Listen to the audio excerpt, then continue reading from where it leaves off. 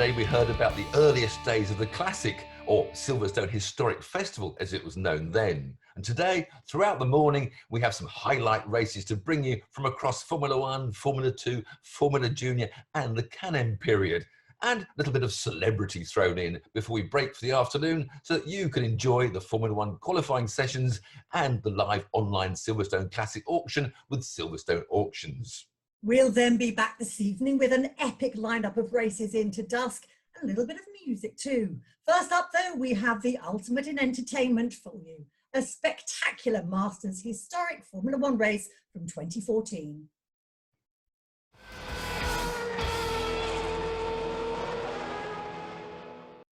Looking forward to this, another 20-minute race, and you'll find the entry on page 14. And always for the Silverstone Classic, the entry for what is a championship races, run under the auspices of the FIA and the Masters organisation for historic Formula One cars of the 3-litre era, which came in 1966. We don't really have any cars from that early, but the Cosworth DFE-powered cars, which the Cosworth DFE engine first appeared in the back of the Lotus 49 in 1967, won the Dutch Grand Prix with Jim Clark driving it, and the cars stretch from the the early 70s through to the mid-1980s. So the cars there gridded in the pit lane will then come out onto the circuit, do a parade lap behind the pace car for the rolling start. Now the grid based upon the finishing order in yesterday's race, and yesterday's race in fact had to be stopped and restarted after an accident involving the ensign of Sid Hoole. The latest news from Sid is that he was taken to hospital. He has got a broken leg and suffered a concussion, but it was quite a spectacular accident, I'm afraid, that his ensign had the early lap on the end of the first lap, started the second lap of the race. It had to be stopped and then restarted, and the result was that after Michael Lyons' Hesketh retired when he was well in the lead on the last lap, the win went to the impressive Ollie Hancock in the Fittipaldi. So number 55 Ollie Hancock is on pole position, and alongside him is number 44 Martin Stretton, who finished second yesterday in Tyrrell 12. 55 and 44 then is the front row. The second row, number 37 Christoph Dansenborg with the Williams FW07C, really got going towards the end, the Belgian driver in the Williams.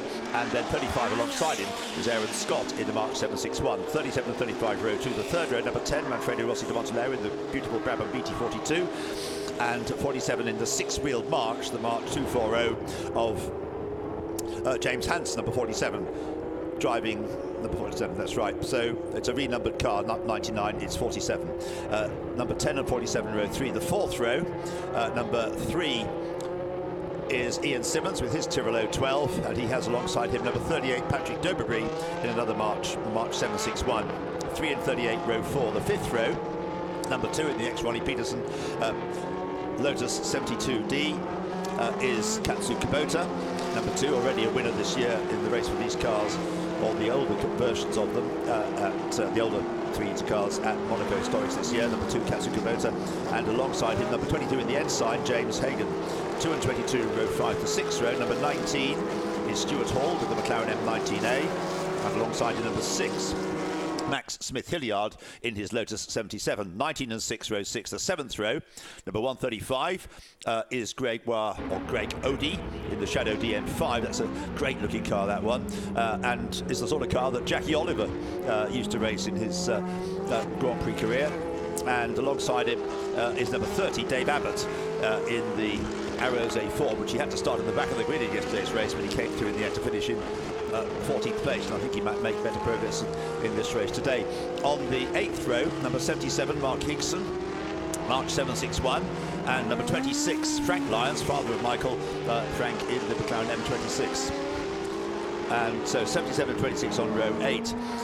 On the next row, 119 is John Maudsley, extra runner, Surtees TS16, running in the Fittipaldi class. It's a 1974 car, and just looking back on the cars going round to see whether the Hesketh is there.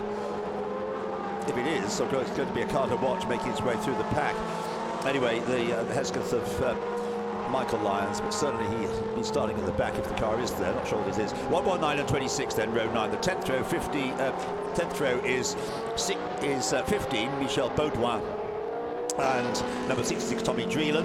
On the 11th row, 11 and 12, numbers 11 and 12. The 12th row, 9 and 36, and there we do have Michael Lyons in car 25 he's running as, not number 24 as the programme says, but having to start from the back because he retired from the race yesterday, so the grid I was given didn't actually include him, but yes, he's on the 9th row. Yes, he is actually on the grid, so on the 9th row is the 8th row, number 26, Michael Lyons. So yes, he's there with the Hesketh, so he's not starting at the very back, but that's the blue Hesketh 308E, which is one to watch for. But of course, on pole position, Ollie Hancock in the Fittipaldi F5A, a car which his brother Sam drove to 2nd place at Monaco this year. Ollie won with yesterday, and is looking to make it another win today if he can. Martin Stretton alongside, the cars coming out of club corner, and the lights go out and the race gets underway now as they go across the start line and head towards Abbey for the first time. It's the yellow Fittipaldi out in front, and they're 3 or 4 abreast and getting into a bit of a snake there. Was one of the Lotuses, number 2 Katsu Kubota, and everybody's got away par 1, which spun round off the grid, but you've got the leaders going through the loop in the moment. Yeah, and a challenge for 3rd place here from number 35 Aaron Scott. It gets at the inside of Christoph Dansenberg's Williams going into the loop. So coming out into Aintree, it's the pole sitter, yesterday's winner Ollie Hancock that leads, Martin Stretton 2nd. 3rd then is Aaron Scott, but Christoph Dansenberg now is tucked up behind him and trying to get that 3rd place back as they go up the Wellington Straight. But not succeeding as yet, so into Brooklands for the first time. James Hansen in pick up there in the 6-wheel March, going strongly. James, a quick driver. That car never raced in Grand Prix, but it's a Grand Prix type car there. Number 35 Aaron Scott in the March 761. But the leader heading down towards Cops Corner is the Fittipaldi. In 2nd place, Martin Stretton, so it's Ollie Hancock leading. Martin Stretton is in 2nd place. In 3rd place, Aaron Scott, and in 4th place is Christoph Dansenborg. And there is Michael Lyons. He won't be in the lead by the end of the first lap, but he's certainly going to gain several places. He's heading up towards Maggots now. Yeah, the top 4 come through, and it's the March in 5th position, 5th, 6th, 7th, 8th, 9th place. I think it is from Michael Lyons, so he has made quite a few places up already. So watch for the number 25 inside, driven by Michael Lyons coming through already. The leaders onto the Hanger Straight. Yeah, Michael nearly in the top 10 now. I think he's right behind Ian Simmons in the number 3 Tyrrell. So the leaders on Hanger Straight, as you say. The other Benetton Tyrrell, the car Martin Stretton, currently in 2nd place. As the cars come into Stowe Corner. Michael Lyons challenging Katsu Kubota with the Lotus 72 as he came into Stowe Corner. And the leaders already at Club Corner as they come up to the end of lap 1. Then Martin Stretton right behind Ollie Hancock as they complete the first lap then. And you can barely see the Benetton livery Tyrrell as the cars come into Abbey starting the 2nd lap. It's the Fittipaldi leading the Tyrrell. In 3rd place is Aaron Scott. In 4th place is Christoph Dansenborg. In 5th place is James Hansen in the 6-wheeled Tyrrell, 6-wheeled March. In 6th place is Manfred Rossi Duonto with the Brabham. Then Katsu Kubota is 7th, and 8th is Michael Lyons. Chris. Dansenberg's got 3rd place away from Aaron Scott going into Village Corner. So the race leaders go through onto the Wellington Straight. And Martin Stretton still looking for his first win of the weekend, tucked right under the rear wing of the race leader as they head up towards Brooklands. Under the rear wing he may have been, but he's not going to be able to overtake coming into the corner because Ollie Hancock, with a fair amount of single-seater experience under his belt, but not at this level very much, unlike Martin Stretton. So Ollie doing a great job here, raced in Formula Palmer Audi, raced in Formula Renault, but not often at this level in single-seaters. Comes out of Woodcote, still just in front of Martin Stretton, with Aaron Scott, another experienced driver in single-seaters, behind him.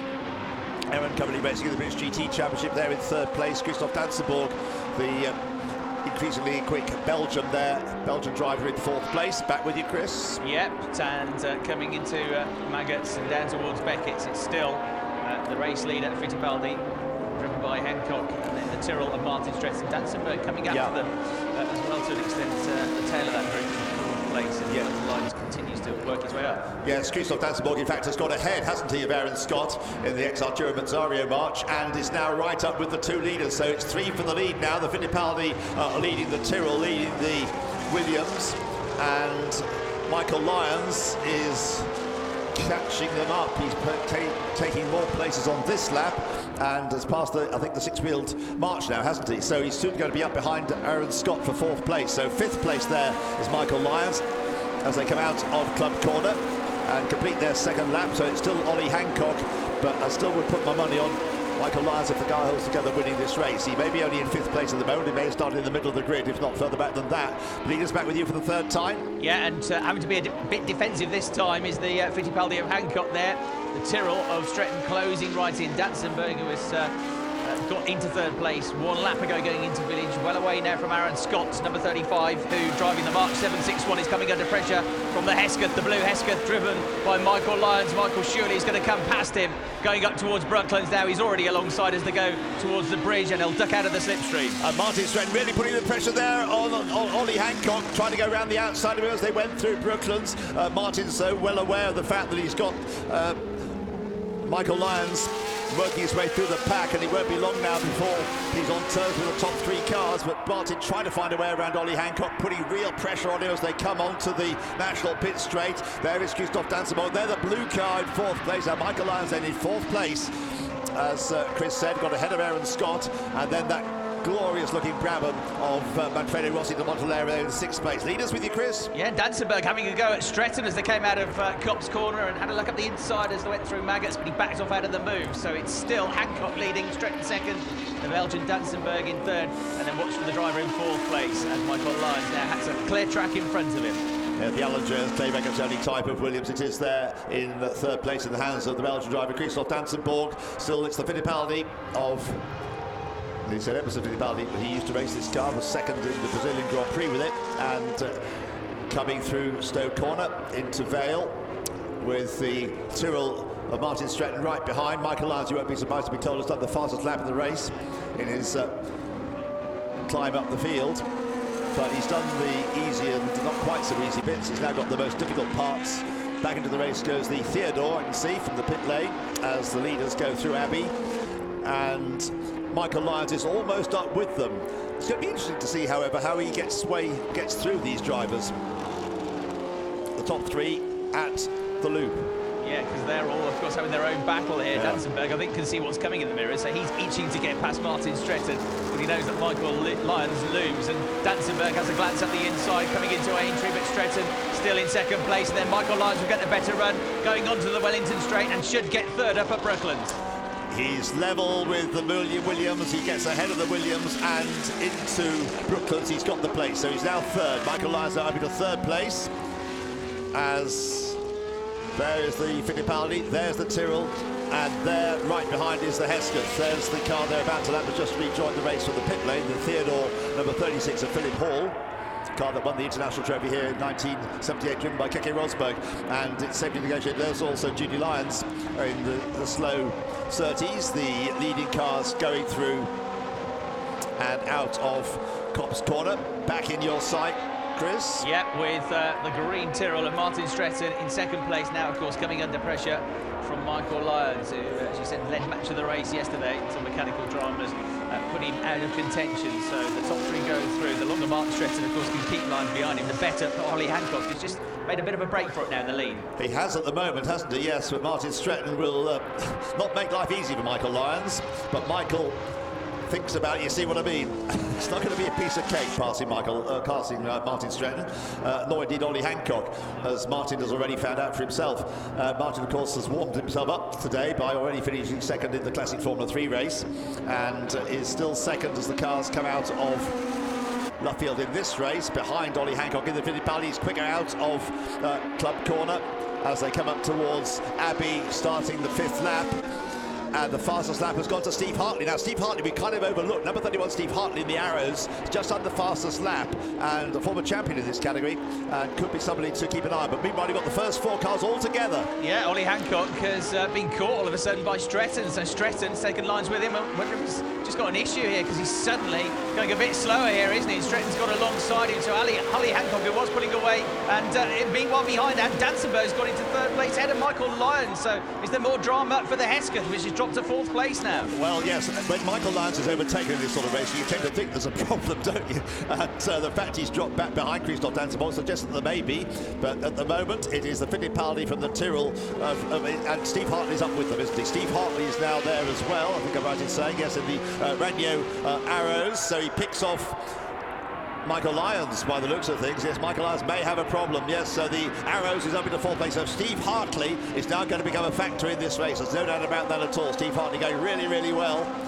Not the youngest driver out there, but he's a very forceful driver, Steve Hartley, and is very much in the mix now, Chris. This is turning into the race of the weekend, isn't it? The top 5 altogether in this Masters Formula 1 race. Ollie Hancock still clinging on to the lead here from Martin Stretton. Dansenberg is third, but for how long? Because Steve Hartley had a big look at the inside going through Beckett's there in the 4th place Arrows. Yeah, Steve Hartley came from the 13th row of the grid. 13th row, and he's now challenging for a place on the podium. Been a remarkable rise up the order by Steve Hartley. Retired from the race yesterday, but is now behind the Williams in 3rd place of Christoph Dansenborg.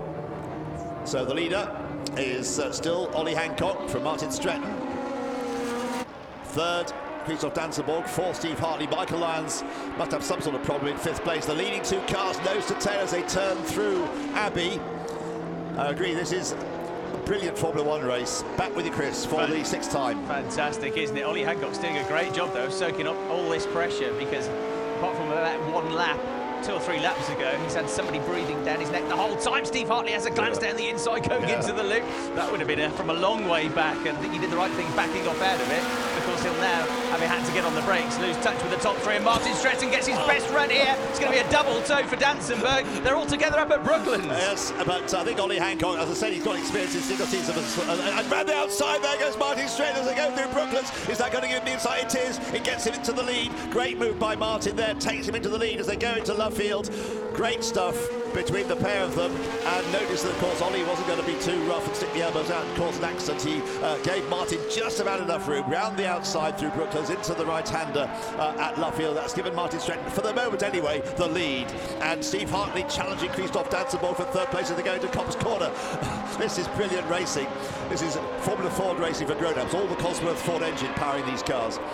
Top draw, still like a Formula Junior race, this, isn't it? The top 4 all together, and still, despite the fact that we suspect he's got a problem, Michael Lyons, he's hanging on to them, isn't he, in 5th place? Yeah. As Hartley now goes for a move, and through Beckett's and into 3rd position. Great move that from Steve Hartley, in a place where it's very difficult to overtake. I think, yes, I think Christoph Dansenborg just ran a little bit wide as well, even before Steve saw the gap and went for it and didn't hesitate. So he's got into 3rd place. So Steve Hartley then, the Arrows, remember, for almost the back of the grid, is now to 3rd place. And Michael Lyons in 5th place is hanging on, as you say, but now they've got a back marker ahead.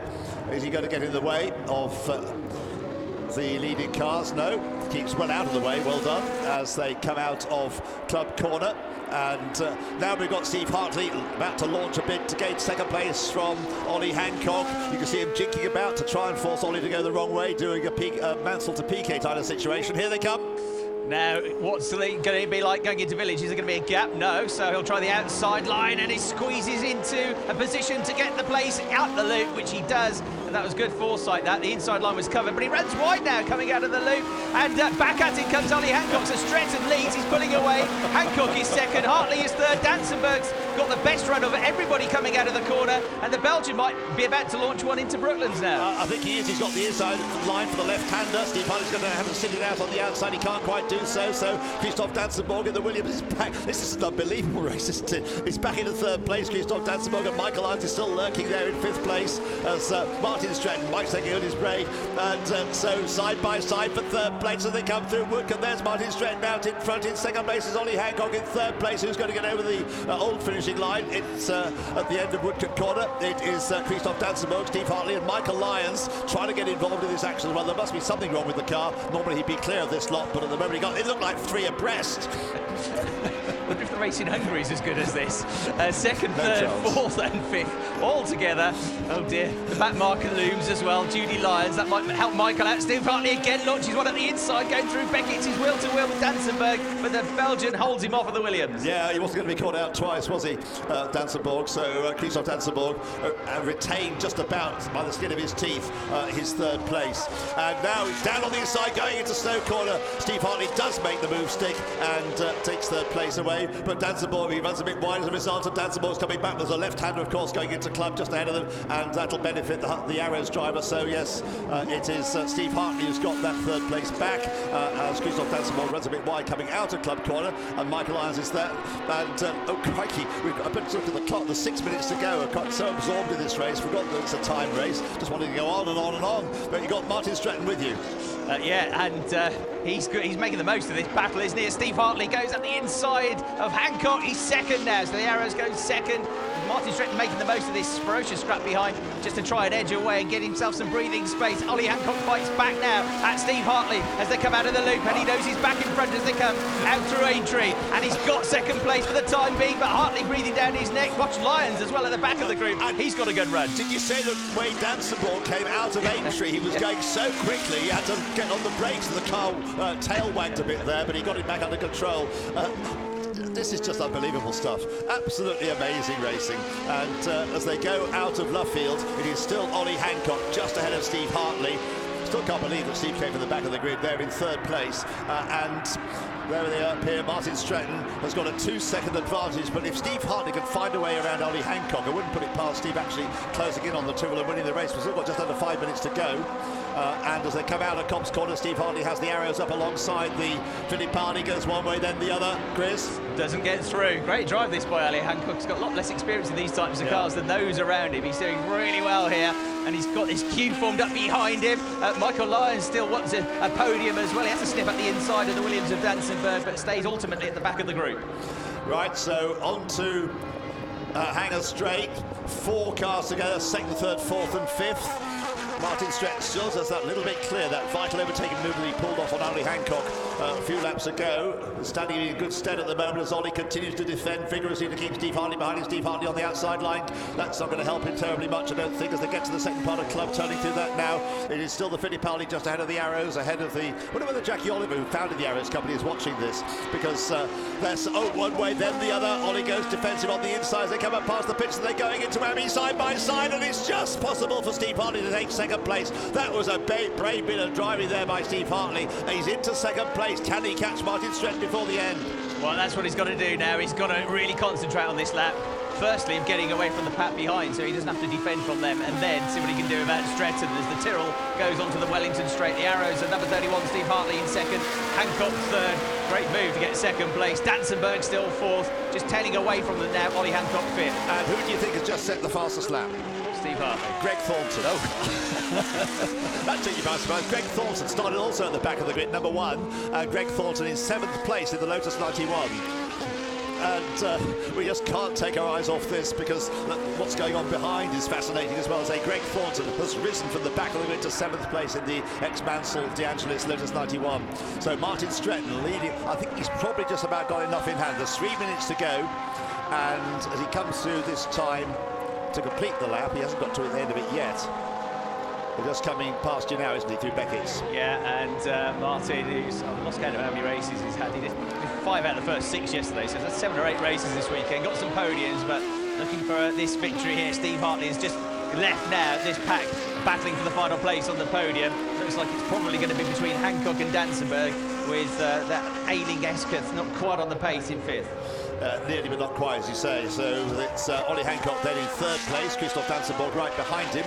Yesterday they finished with Christoph Dansenborg in 3rd place. He did get on the podium yesterday. Martin Stratton with Steve Hartley behind him, and Christoph Dansenborg going to take a lunge down the inside. No, is he? Not quite. Michael Lyons right there as well. Those 3 cars in 3rd, 4th and 5th places. Martin Stratton has gone through and is coming into Abbey. There's time for 2 more laps, and the gap is down to 2.6 seconds. Steve Hartley now has the fastest lap. Steve Hartley has just done the fastest lap of the race. Greg Thornton has made it up to 6 places, got ahead of Aaron Scott. He's Greg Thornton is 4.5 seconds behind Michael Lyons. So that the JPS liveried Lotus 91 is almost part of the lead group. On the third place going, he's looming, isn't he? As the race leader Stratton goes onto the Wellington straight, followed by Hartley, who's absolutely not giving up on a victory here with a lap and 3/4 to go. Still this battle for 3rd between Hancock and Dansenberg, And they've edged away now from Michael Lyons as pulling off the circuit at the loop, I'm afraid, is the Charging Lotus. So the number 1 car, Greg Thornton, which is where he had his problems yesterday, he pulls off the circuit after that great charge. He's out of the race. Well, that was a strong drive by Greg Thornton. We never really saw it on the street because there was so much going on ahead of him, but a great drive by Greg Thornton, and still a great race going on for 3rd place between Ollie Hancock and Christoph Dansenberg. Well, what's going on up at the front of the field there? You saw the arrows, the Tyrrell already ahead and heading back towards you on the 10th lap, and there's one more lap there'll be to go at the end of this one. It's going to be tight, but Martin Stretton, he's doing just enough at the moment to give himself the upper hand. A couple of more back markers to come. You see them just making their way onto the hanger straight, and then 3rd and 4th going into Beckett's now, with at the moment Ollie Hancock looking a bit more in control of that final place on the podium. Yes. Compared to before, anyway. You never discount this Belgian. Christoph Dansenberg has just gone quicker and quicker. He's very much a gentleman driver, but he's got quicker and quicker in recent years. Now he's got this Williams, he really is flying, and that's the fight for 3rd place. Waiting to see the leader, Martin Stretton, come out of Club Corner, which he will do. He's going through Vale at the moment, and we wait for there it is, and over the line he goes. Steve Hartley in 2nd place is how far behind? Still 2.6 seconds. We've got the McLaren, that's Frank Lyons, isn't it? McLaren keeping out of the way the M26 as, yeah, it looks as though Martin Stretton has just about done enough to keep Steve Hartley behind him, I think. Yeah, I'd go along with that, and a couple of back markers in between as well now, so he, no, in fact, the back marker's out of the way, so Steve Hartley has got clear sight to his man, but that gap's still, well, over a couple of seconds, isn't it? So Stretton goes through. It's all about, I think, the final place on the podium. Michael Lyons is coming back at Dansenberg, and Dansenberg coming back now at Hancock. So 3rd, 4th and 5th about to go under the bridge towards Brooklands. And ahead of them is another McLaren to be lapped. So the... and that takes the... Oh dear, oh dear, oh dear. That McLaren has got on the racing line. Has caused problems for Ollie Hancock, but I don't know if it's going to cause problems for... Yeah, which one? It can't be Frank Lyons. He wouldn't normally drive like that, but whoever it is in it, he's getting really seriously in the way. And the fight for 3rd place goes either side of that rather slow McLaren. They're through then. Christoph Dansenberg has gone ahead of Ollie Hancock, and it was all really caused by that dilatory McLaren driver. The leaders back with you, Chris, for the final time. Yeah, Martin Stretton still has enough in hand here. He makes his way through Beckett's, then Steve Hartley, then, as you say, Dansenberg up to 3rd place now, but Ollie Hancock still got a chance to get the position back, surely, on the run down the hanger straight into Stowe Corner, maybe even down into Vale, although if Michael Lyons gets a good run coming through Beckett's, and he's on a charge as well. Well, yes, Ollie Hancock put 2 wheels on the curb coming out of Chapel Curve, or coming through Chapel Curve, and that delayed him slightly. I think then Christoph Dansenberg has done just about enough to secure 3rd place, but into Club Corner, certainly having done enough to win the race. It's been a brilliant drive by Martin Stretton. He comes out of Club Corner to win the 2nd of the FIA Masters historic Formula 1 races. Really, really happy he'll be about that. Martin Stretton, I think it's the first time he's won with this car. He used to race the 6-wheel Tyrrell, but Martin Stretton, that was a wonderful race. And Steve Hartley, what a drive, but to finish in 2nd place from almost the back of the grid. In 3rd place, Christoph Dansenberg. 4th is Ollie Hancock, who was frustrated by that back marker after such a good race, takes 4th place. Michael Lyons takes 5th, and in 6th place is, well, we've got Aaron Scott taking 6th place, but then the battle has been going on all race. Manfredo Rossi de Montanaro in the Brabham BT42 finishing in 7th place. Katsu Komoto in the Lotus 72 finishing 8th place in number 2. Ian Simmons' Tyrrell 012 number 3 finishing in 9th place. And 10th, number 38, Patrick Doberbury. And in the Mark 761, finishing, I say, in the bottom end of the Tom Terror. I don't know anybody else. I'm breathless after all that. And it was, I'm afraid, Frank Lyons. That was just an amazing race. And well, I think we'll find when he gets to the podium that Martin Stretton is going to be absolutely over the moon. And remember, this guy's already doing the Formula 3 race today. He'll be driving in other races, in other cars. How you can leap from one car to another and then drive a Formula 1 car like that, goodness knows. Steve Hartley, a really strong drive from the back of the grid. And Christoph Dansenberg, again, the Belgian, showing just what a good gentleman driver he is. He really is a force to reckon with in this category of racing. Right, I think we have to agree that is the new standard setter for this classic here at Silverstone, and the FIA Masters historic Formula One Championship has surely put the bar to the highest level we have ever seen. An astonishing race. And if I could welcome, first of all, we'll have the top three who are also in the ground effect class, and he deserves it for fighting so hard all weekend. Martin Stretton, put your hands together, a fabulous driver. You almost need a telescope to go the whole way back to where Steve Hartley started. I think it was 25th on the grid into second place. Small surprise that was popular. And Christoph Dansenborg was never more than 1 metre from any other car. Third place, the Belgian Williams driver. So if we could have the British national anthem for Martin Stretton.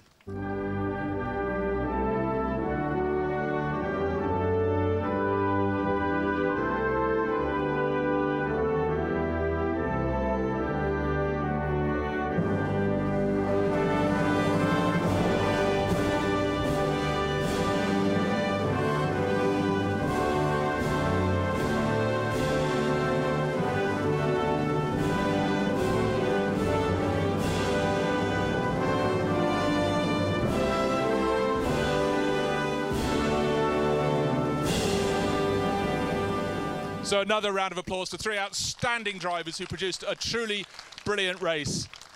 Now the man who made it all happen, I asked him for his title. He said, tall, good-looking and handsome. Ron Maiden, who kicked the whole thing off. Up to present the trophies. First of all, third place to Christoph Dansenborg from Belgium, who drove so beautifully in Williams FW07. Congratulations to Christoph. Across to the far side, Ron, please, for the trophy to Steve Hartley, who probably doesn't have the strength to put his arms up to collect it.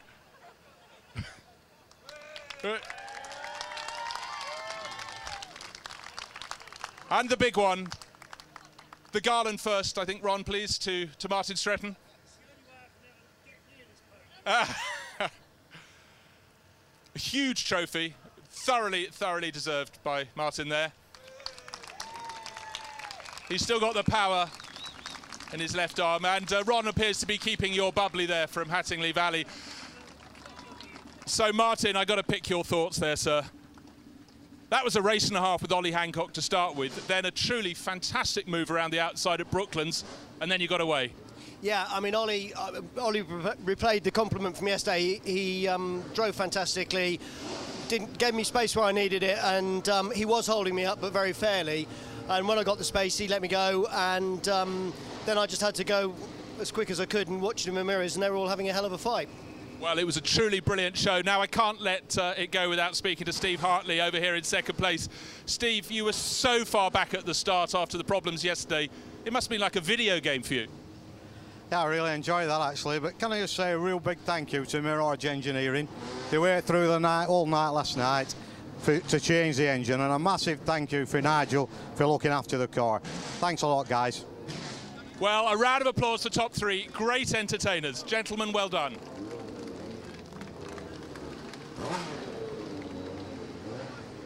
There we are, Bruce Jones, our man down there at the wing complex, doing the podiums, along, of course, with Russell Douglas. Let me tell you quickly about this selfie. You can win a ride in the pace car. You simply need to tweet your photos with hashtag Silverstone Selfie. And I only mention that again so I can get in this line, which I think is quite good. David Brabham has, I think, probably raised the stakes with a selfie in the with himself. He has now a selfie of David Brabham, the Maserati, and Sterling Moss alongside. I reckon that takes the biscuit so far. Not that he'll want to be in the parade, but there you go. Now let's see. That was a cracking race. Let's see highlights from it. There we go. Look at that. Yeah, watching at the start to see where Steve Hartley was, how far back he was, and then the early stages led by Ollie Hancock. But Steve Hartley rolled through. We actually lost some of the other cars. The six-wheel Tyrrell, for example, went missing. The six-wheel, keep on going, the March, six-wheel March. The six-wheel Tyrrell was a different and more successful car altogether. And then we have two of the slower cars. That's the Lotus retiring. But the action really was focused, the camera's focused on what was going on. There's Michael Lyons gaining a place, but unfortunately something seemed to intervene. But of course, he made a great race of it. Had Michael been left with a car that was 100%, he probably would have not run away with it, but would have won. But there we have, this is the Martin Stretton how I got the lead moment. Round the outside going through Brooklands, and he absolutely stayed with it round the outside there. So he had the inside line going through Luffield. And then Steve Hartley, brilliant move by Steve coming into the loop, but then ran wide, and so Ollie came back at him and retook the place. And that wasn't the first time, the only time that happened. But Steve Hartley really did work hard to get that second place, and Greg Thornton very disappointed and frustrated after a terribly strong drive to come through and take 6th place. 7th place he had, didn't he? No, 6th place he actually rated it to before the car retired. And that looked like 3 abreast, Gary, coming out of Woodcote there. Absolutely, yeah, no, that was so it's great racing. Oh, amazing stuff. And real proper Formula One racing. Yeah.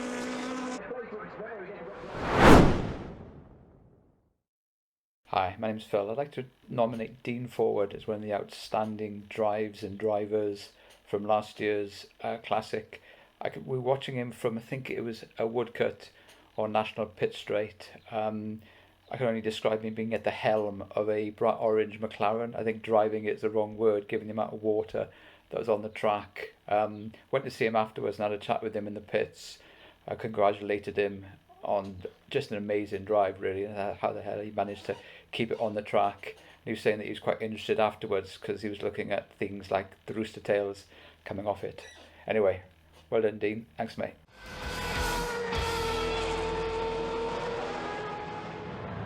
The cars making their way down Hangar Straight at the moment. The grid has lined up like this. Front row, just do it by numbers, 1 and 8. Second row, 60 and 71, 60 and 71. The third row, 2 and 88. The fourth row, 34 and 29. The fifth row, number 171 and number 21. One car's spun off there. That's number 112 by the looks of things, which is Ross Hyatt. Oh dear, Ross. You shouldn't be doing things like that as a BRBT member. 171 and 21 on row 5. Row 6, numbers 3 and 59. Row 7 is 196 and 4. Row 8 is 35 and 24. Row 9 is 192 and 12. Row 10, 18 and 14. Row 11, 72 and 25. Row 12, 112, we just mentioned, and 36. Row 13, 17 and 6. Row 14, 19 and 46. Row 15, 76 and 13. Row 16, 683 and 44. Row 17, 152 and 42. Row 18, 81 and 26. Row 19, 86 and 74. Row 20, 52 and 633. And the last car on the grid, number 37, the grid now has set off into the race, and taking the lead is Dean Forward in the orange McLaren as they come into your sight for the first time, followed by the other Can-Am car, Georg Hallau, with the number 1 Lola. I can't think of any car I'd rather not be in on a day like today, but Dean Forward and George Hallau are doing a fantastic job, and they're followed by the 2 Chevrons. In fact, John Burton, the original John Burton, if you remember way back to the 60s and 70s, has been passed for 3rd place by Jonathan Mitchell in the other Chevron, and in fact John Burton loses another place to the 171 of the Gather Coles as well. And just out of interest, I didn't notice the Harindra De Silva, Tim De Silva Right. Taidak there. Okay, well, I'm assuming that 171 is being driven in this race by David Gathercole. Today's race, they've got 2 races, one today and one tomorrow. Today's race is a 25-minute race, and tomorrow's race will be a pit stop race with a 1-minute pit stop in the middle. So the cars coming through Luffield at the moment. There, that spectacular looking March, number 88 of Kevin Cook, the March 75S. And in these very difficult conditions, a well-driven Chevron, even though it's a heavier and older car, the Chevron B8 in the hands of the likes of Martin O'Connell, are going to go very well indeed, and could be in an unrepresentative place as where they normally finish in the dry. So the leaders heading back up towards Beckett's for the first time, Alistair. Yes, and it's the 2 big-engined cars, the Can-Am cars, that go through first, which is Dean Forward, followed by George Hallau. But in 3rd place, the 71 Jonathan Mitchell Chevron, followed by John Burton. But we're looking for the B8 of Martin O'Connell, but he hasn't yet managed to get further up than about 8th place. But it's certainly one to watch, as is the other Chevron B8 of Lockie and Thomas. Andrew. Yes, that mighty McLaren M8F Can-Am car driven by Dean Forward. He's from Barnsley, of all places. What do you mean of all places? Michael Parkinson comes from Barnsley. Exactly, yeah. No, Michael Parkinson worked for the Barnsley Chronicle, didn't he? Yes, as he keeps on telling us. That is the car that John Fulston raced in a period in Thunder Sports. Well, I've been trying to find out its history before that, and I really don't remember, Ian. But it is a fantastic machine. Yeah, and Dean Forward is somebody who had handled it. You're just watching him going through Abbey now. Yeah. But also going, what do you know about the history of the #1 car, the Georg Hallau Lola T310? Well, absolutely nothing at the moment. Right. I've no doubt it was sold by Carl Haas at some stage in the game. But I'll go and try and suss that out a bit. Shock horror, John Burton has spun before my very eyes. So this is 2 BRDC members that have spun, one on the green flag lap, one on the first race. He's got going again, but John Burton spinning is a rare event, and he has just done that. Anyway, he's got going again. John Burton in the #60 Chevron B26. So, just to give you a rundown of the order, Dean Forward leading from Georg Hallau in the 2 Can-Am cars. Then in 3rd place, David Gathercole in the, it has to be him, the car that he'll be showing tomorrow with his with Lorraine Gathercole, the Lola T212. David, very, very quick driver. In 4th place, Jonathan Mitchell's Chevron. In 5th place, John Burton over the line, but of course he's dropped several places further back than that now. In 6th place is number 29. I reckon that's being driven by Mark Richardson. Behind Mark Richardson is number 59. We don't know which BB is in the car today, whether it's Robert or Josh BB, but anyway, it's the BB car then in 7th place. In 8th place is Martin O'Connell in the #4 Chevron B8. That'll climb further places up, I would imagine, in Martin's hands. And also going well in these conditions, number 192, which I think will be driven by Julian Thomas today. I say it's a 2-driver race tomorrow, but not today. So the cars then, led by the mighty orange McLaren, with the Lola, the more modern Lola, might begin to catch. Just passing you, Alistair. I think you've got the 3rd place car with you now. Yes, they've gone through Beckett's. We've got the next batch of cars coming through, which is led now by the BB T70. It's got ahead, I think, of the Maynard Richardson number 29, and then it's the O'Connell and then Thomas B8s in 8th and 9th places. Going very well in 10th is Rob Hall in the Shrike, first of the Sports 2000 cars. That's a very impressive place to be, yes, Rob Hall. I haven't had a list of drivers for this race, Alice. I don't know whether you have a helper who could take time out at some point to get us the details about this. I know it's not going to be possible before the end of this race, however, but we don't, and the time machine doesn't tell us either. Anyway, Dean Forward through for the 2nd time, leading by 4.5 seconds from Georg Hallau in the Lola. So despite the tricky conditions, the powerful cars are prevailing at the moment. And in 3rd place, David Gathercole in the little Lola T212, number 171. Not an original car, that's a reproduction, recent times, a continuation car so-called. Jonathan Mitchell going nice in the Chevron B19 in 4th place. Andrew from the pits. Yeah, that Lola was the last Can-Am car that Lola ever built, actually, the T310 design, raced by David Hobbs, who, of course, was here with us last year. Yeah. And he raced at Elkhart Lake, rode Atlanta, a bit higher. The car was quite underfunded and underdeveloped. I know when I gave David Hobbs' book, he didn't have a nice thing to say about it, to be honest. Right. Well, this one actually seems... And also, because this is the Porsches that all come online in the Can-Am series then, so it didn't stand much of a chance. And they say, Ian, that it was. I always thought the March was the widest Can-Am car ever built, but apparently that Lola 310 is the widest racing car that's ever been built.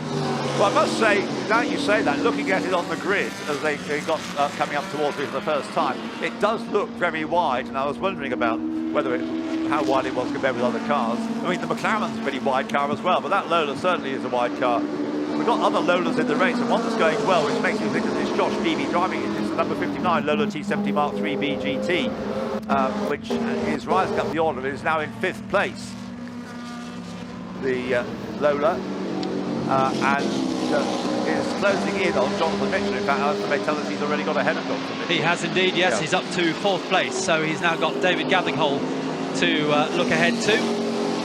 We're now in that situation where, because we're not being told who's driving it, we're kind of having to speculate. And Josh's dad isn't that slow, Robert Beebe, so it could be father, but I think it's going to be Josh who's driving the car. I hope we don't find egg on our face at the end, but it turns out to be father driving the car. We'll pump, I think, for Josh Beebe driving it. Andrew may have a chance of finding out from the pit, but of course it's not a pit stop race, this, unlike tomorrow's race, so they won't be having to change drivers. Normally we get the information from the organisers, they haven't given it for this race. So Dean Forward through for the third time, but behind him, Georg Hallow has done a quicker lap. So here comes this, must be scooping up all large amounts of water on that very wide front bodywork, and the gap is down to 3 seconds and a new fastest lap to Hallow. He's not raced anything like as much as Dean Forward around Silverstone, but they're back with you now, Alistair. They are, yes, both tippy-toeing through from Village to the loop, and last time through, Dean Forward just breathed on the throttle and he got a big slide on, and the same thing now, it's fishtailing as he comes out of the loop. Lots of steering input, but Georg Hallow is closing up, as you say, as they go under the bridge. And Martin O'Connell is closing up on Jonathan Mitchell for 5th place. So Martin O'Connell in the Chevron B8, which has absolutely no right to be this far up the order. In the dry, it wouldn't be anywhere like this, but look at him. Yes, he got through going into Village. Watch Martin O'Connell win a race outright in this very car at the Spa Classic last year in very similar conditions against a similar sort of field of T70s and so on. Yeah, T70's okay, but Can-Am cars? Yeah, it's a little bit harder. Yeah. Whether he's going to get them, anyway, his sights are now set on the big Lola of, we think, Josh Beebe. And then up the road further is the David Gathercole Lola number 171. I can't see him actually catching either of the Can-Am cars, but you never know the way he's going. That's Jonathan Mitchell on screen in the red Chevron B19. There is Dean Forward.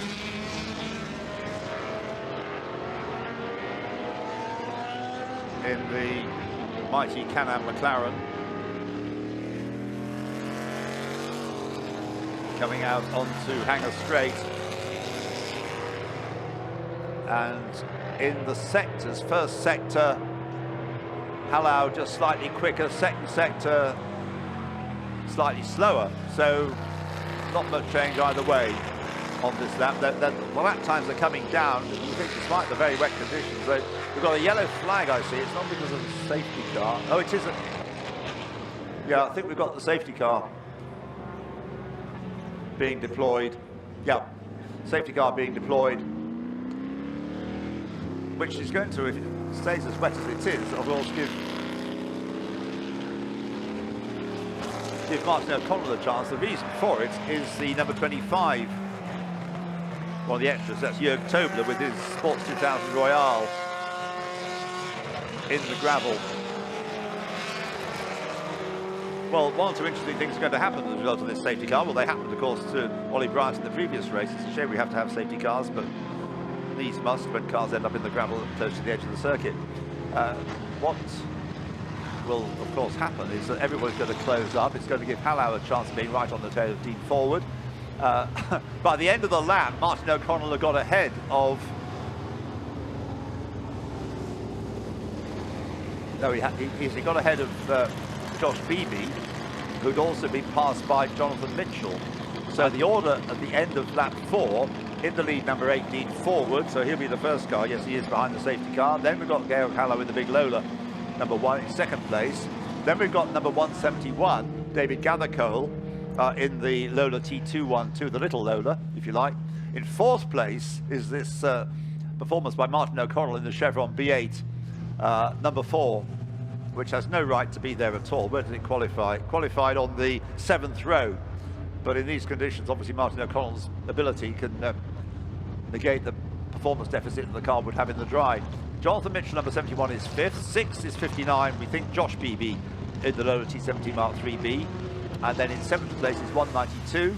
And again, we don't know who's driving the car, but it could be Julian Thomas. It looks like Julian's helmet. Right, thank you, Alistair. So that's 192, Julian Thomas. In 8th place, 29, which could be either Mark Richardson or Julian Maynard, who was brought in as the second driver for that car. But again, we don't know, not been told who's driving it. And then behind that, in 9th place is 35, Robert Hall's Shrike in the leading Sports 2000 car, which I was mentioned. And in 10th place, number 88, is Kevin Cook with his March 75S. 2 Litre Sports prototype. John Burton, after his spin, has clawed his way back up into 11th place in the number 60 Chevron B26, and in 12th place, number 18, another 2-driver car, without us knowing who the driver it is, either Mark Dwyer or Jamie Brayshaw, both of whom are quick, so it's going to be impossible until we see them out of the car to tell who's driving that car. So the car in the gravel shouldn't take too long. They're Sports 2000 car, so it's not too heavy. Once the marshals can go to it, and maybe the gravel's done the job too well. It'll be needing of a tow out of it. So we'll have a couple of laps of the safety car, I'm afraid, in what is meant to be a 25-minute race. Tomorrow's race is 40 minutes and does have a pit stop. So the safety car leads them round, Dean Forward in this. Oh, it's coming in at the end of this lap, good news. It's not far off the end of the lap either, it's just coming into Stoke Corner now. So the racing will resume with various possibilities. Georg Hallau will be keen of somehow challenging Dean Forward, having been outstarted by him first time around at the original start of the race. And then Martin O'Connell will have designs on passing David Gathercole. Both quick drivers. David Gathercole is quick. Jonathan Mitchell has taken to racing this Chevron B19. He hasn't raced that much, but he's been driving it very, very well this year in these races. Former Caterham racer.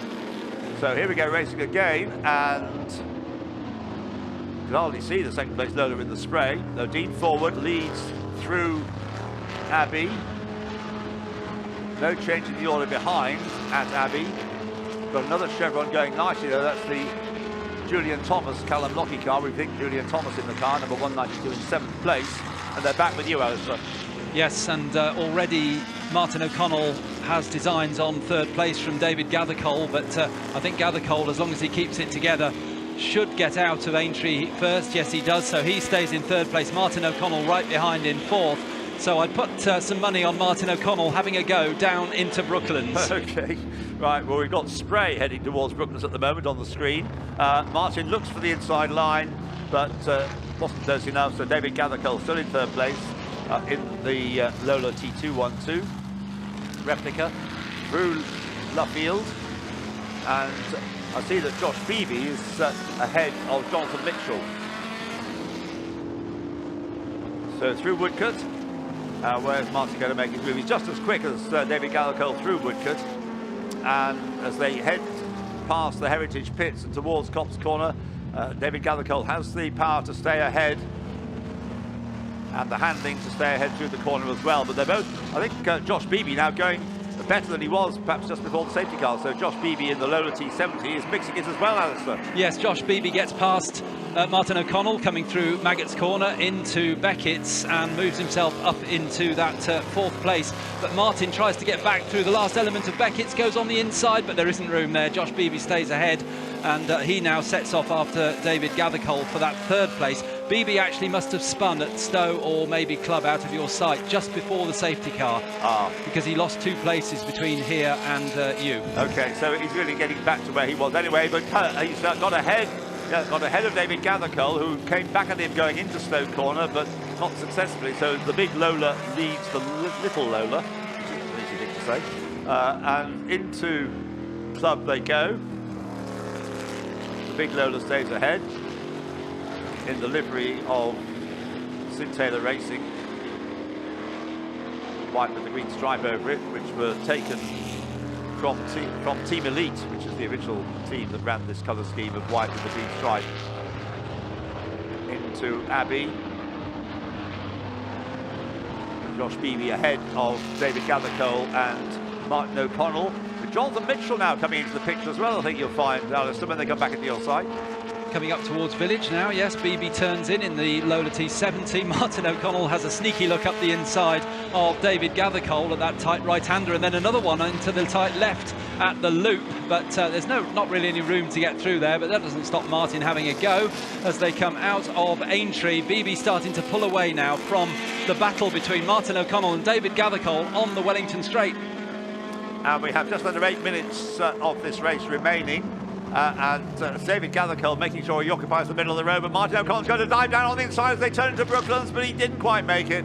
And so David Gathercole still just holding off Martin O'Connell as they come out of Brooklands into Luffield. Now Martin going round the outside, sticks with him on the outside, and then cuts across to the inside, the cut back, and he gets level as they go into Woodcote Corner, but he can't quite get level.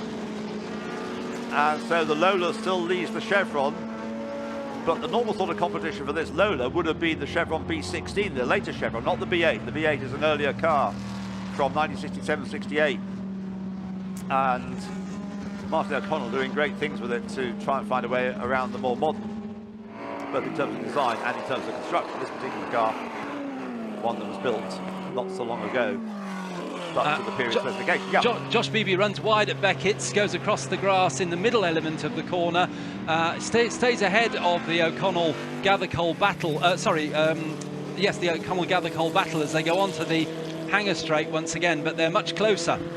And we just saw the car of Kevin Cook being pushed to one side. He's had a moment, has had a mechanical problem. Anyway, Kevin Cook, number 88, who was running in 8th place, is now out of the race. So it is still just David Gathercole ahead in the red Lola, ahead of the blue Chevron V8 of Sandy Watson's car, but being driven, of course, by Martin O'Connell. Let's just look at the Sports 2000 gallery. It's still being led in the Shrike, that very spectacular looking little Shrike, rather like a Dougal on wheels. Number 35, Robert Hall, with the Shrike P15. Meanwhile, Dean Forward leading by less than a second. The gap's come right down, Alistair. Yes, they're going through Village up to the loop now. My attention was taken by an incident on the other side at Beckett's. We're going to have definitely a yellow flag, maybe another safety car. I'm afraid there's bodywork on the track. And Dean Forward goes through in the lead ahead of Georg Kalau and down onto the Wellington Straight. Then we look back to the loop again and we find Martin O'Connell ahead of David Gathercole out of Village into the loop. So Martin O'Connell moves that V8 up into 4th place, just behind the T70, Lola T70 of Josh Beebe.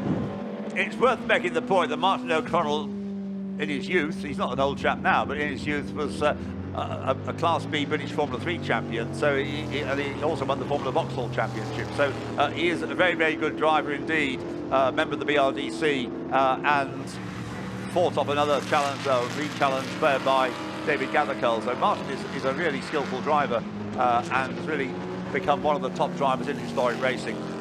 Also runs a very good preparation business, as Sandy Watson knows, because he entrusts all his cars to Martin to prepare. Well, Dean Forward still leads from Georg Kalau by less than a second. The gap coming down and down, but we're going to run out of race, aren't we? There's 4 and 3/4 minutes remain. You've got the Lola, the BB Lola, I think, Alison. The car's just coming past the incident at the exit of Maggots, lead us down onto the Hanger Straight once again. But our battle for 3rd, 4th and 5th coming through Beckett's. That's the bodywork on the track that you were telling us about, shown on the screen now. Yes, and the car is actually parked against the barriers right outside my commentary box. Driver, I'm pleased to say, is out and standing with the marshals. But quite a big incident there, which, as you say, has left bodywork from Maggots to Beckett's. So I think let's let the race run to the end now with 4 minutes to go. Do you know which car it is? I've got Duncan out there. It's right underneath the barriers. I've got Duncan out there trying to look. He tells me possibly Ross Hyatt. Oh dear. Fortec Motorsports racing suit. Would that be Ross? Could be. Yeah. Yeah. Oh dear, because he spun, of course, on the green flag lap as well. So poor Ross. But anyway, the lead gap has gone up enormously. It was just under a second. Now it's just under 6 seconds. So Georg Kalau having a moment. We're about to see why. Got a replay coming up. There's Dean Forward. Now what about Halau? He comes into view backwards. Enter stage right, backwards. But a well-held moment. You have to give him credit for catching the moment and credit to Hay Fisher as well for catching the moment on camera. But he is now a more distant second, but running clear of Josh Beebe in the number 59 Lola. We're about to find out whether we're right in assuming it's Josh and it's not his dad Robert Beebe driving that car, because he's in 3rd place and therefore destined for the podium. Martin O'Connell in 4th place, David Gathercole 5th. Andrew? Yeah, just that was definitely Ross Hyatt if it was the Vortec race suit. I tried to find out which BB was driving. I've walked all down the pit lane trying to find the team, but sadly I've been unsuccessful with that. But just a quick thought about Martin O'Connell. He's also in the next race, so he would have been in 3 successive races. Yes. But if you remember, when he won the Formula 3 B section, you know, he was very underfunded. Yes. He is definitely one of those unsung heroes, and it's great to see him, you know, coming on so strong as a driver these days in historics. Yeah, and a terrific bloke. If you remember in Formula Vauxhall before that, when he won the championship, that was an underfunded effort as well. I mean, he prepares the cars himself. Yeah. Yes. He possibly is quite the right shape for being a young driver these days. A bit chunky. Anyway. Meanwhile, back at the front, there we are, the leader coming into club corner, and will start his last lap. It's been an impeccable performance by Dean Forward, who drives a variety of historic cars very well, whichever he drives. If you were here years ago, well, 4 or 5 years ago at the Classic, he drove a Ford Mustang and put the cat amongst the regular pigeons. And he is now, as I say, on the last lap, but he was taking it a bit easy, and Georg Hallow is closing up once more. The gap was 6 seconds after that spin that Hallow had, but he's now back to just under 3 seconds, and he's closing in, Alistair. Yes, he is coming up towards the loop now, and I think maybe this is Dean Forward just making sure that he gets to the finish safely, because the track conditions have definitely worsened over the last and Dean gets a very big understeering moment, just aquaplaned on the exit of Aintree. But back on the power again and down the Wellington Straight. I think it's just making absolutely sure that he gets to the finish, and confirmation that what we already know is it was Ross Hyatt who had that incident, just being attended to now. 3rd place, Josh Beebe. Leader through Luffield, with the Lola reeling him in. But I'm sure you're right, yes, it is Dean Forward just making sure he gets the car to the back. It's not, as he pointed out to Andrew yesterday, it's not his car, and he doesn't want to do any damage to it. He's driven it very, very well indeed. And Georg Hallow has driven the Lola very well indeed, and the gap continued to come down, but not so as I would have thought there's going to be any threat to Dean Forward over the last half of the last lap. Passing you now. In fact, yes, I think Dean has opened out the gap between when we saw him last at the other side of the circuit and through to Beckett's, because the gap seems to have gone back out to about 5 seconds as they exit Beckett's for the last time. David Gathercole has gone missing. He's gone into the pits, I see. Don't know anything about that, but David Gathercole, who was, of course, running in 3rd or 4th place for the Lola number 171, is no longer circulating. We haven't seen it in the pits, but it is in the pits according to the timing screen. So that has elevated the other Chevron B8, the quick one of Julian Thomas, we think, number 192 to 5th place, and 6th is the number 29 car of Mark Richardson, or maybe Julian Maynard, but probably Mark Richardson, number 29 in 6th place. Andrew, as the leader takes the flag. The pit lane is completely clear, Ian, so I don't know where he's gone. Okay, thanks, Andrew. Right, the checker flag goes out to Dean Ford. It's been an impeccable performance in very tricky conditions with all that power to the right foot. 8.8 litres of Chevrolet power. 8 litres in his case, not the full 8.8 that the March 717 had, which we haven't really seen much of in this race. There in 3rd place is the number 59 Lola T70 Mark III BGT. With, we think, Josh Beebe, but we'll find out when it comes to the podium whether it's Josh or his dad. So the first 3 through, Dean Forward, Georg Hallow and Josh Beebe. And then in 4th place, it will be the redoubtable Martin O'Connell in the Chevron B8 BMW, obviously winning his class SP1. And behind him will be, we think, in the number 192 Chevron B8, Julian Thomas. Behind him in 6th place winning the Sports 2000 class SP20, number 35, Robert Hall. Very impressive performance that in the Shrike by Robert Hall to take 6th place. John Burton, obviously not enjoying the conditions after that spin, in the end finishes in 7th place. Number 60, John Burton, takes 7th. In 8th place, Mark Richardson. So John got ahead of the number 29 Lola on the last lap to finish in 8th place, in 7th place. In 8th place, Mark Richardson. In 9th place, Tom Stoughton, number 76, with his Lola T492, which I think is the second of the Sports 2000 finishers. Yes, it is. And in 10th place, number 196, John Spears, who was out in the earlier race in Mr. Jaguar, and now it is recently acquired, like yesterday or a few days ago, McLaren Elba M1B, obviously enjoying it and finishing in 10th place despite the difficult conditions. First of the weekend's 2 HSCC Thundersports races have taken place. There you can see the result on the screen. First, Dean Forward in the McLaren M8F, number 8. Second, Georg Hallau with the Lola T310, number 1. Third, Josh Beebe, shown on the screen as the driver, well, fair enough, number 59, the Lola T70. In 4th place, alternative drivers here, but I think it must have been Sandy Watson, obviously, Martin O'Connell, obviously not Sandy Watson, in the Chevron number 4 in 4th place. In 5th place, we think Julian Thomas, number 192. In 6th place, Robert Hall, number 35. In 7th place, John Burton, number 60. In 8th place, we think Mark Richardson, number 29. 9th, number 76, Tom Stoughton. And 10th is number 196, John Spears in the McLaren. Alan, for the podium. And so the podium presentation for race 3 of the weekend, the HSCC Thundersport Sprint, and just the top 3 drivers onto our podium. Let's get the drivers onto the podium in reverse order. In 3rd place, it was Dad at the wheel, number 59, Robert Beebe. Well done, Dad. Congratulations, Robert. Over to the far end he goes, onto the 3rd step of the podium. In 2nd place, number 1, Georg Hallau. Congratulations. Onto the 2nd step of the podium we will go, and then onto the top step of the rostrum, number 8, Dean Ford. Well done, Dean. Many congratulations.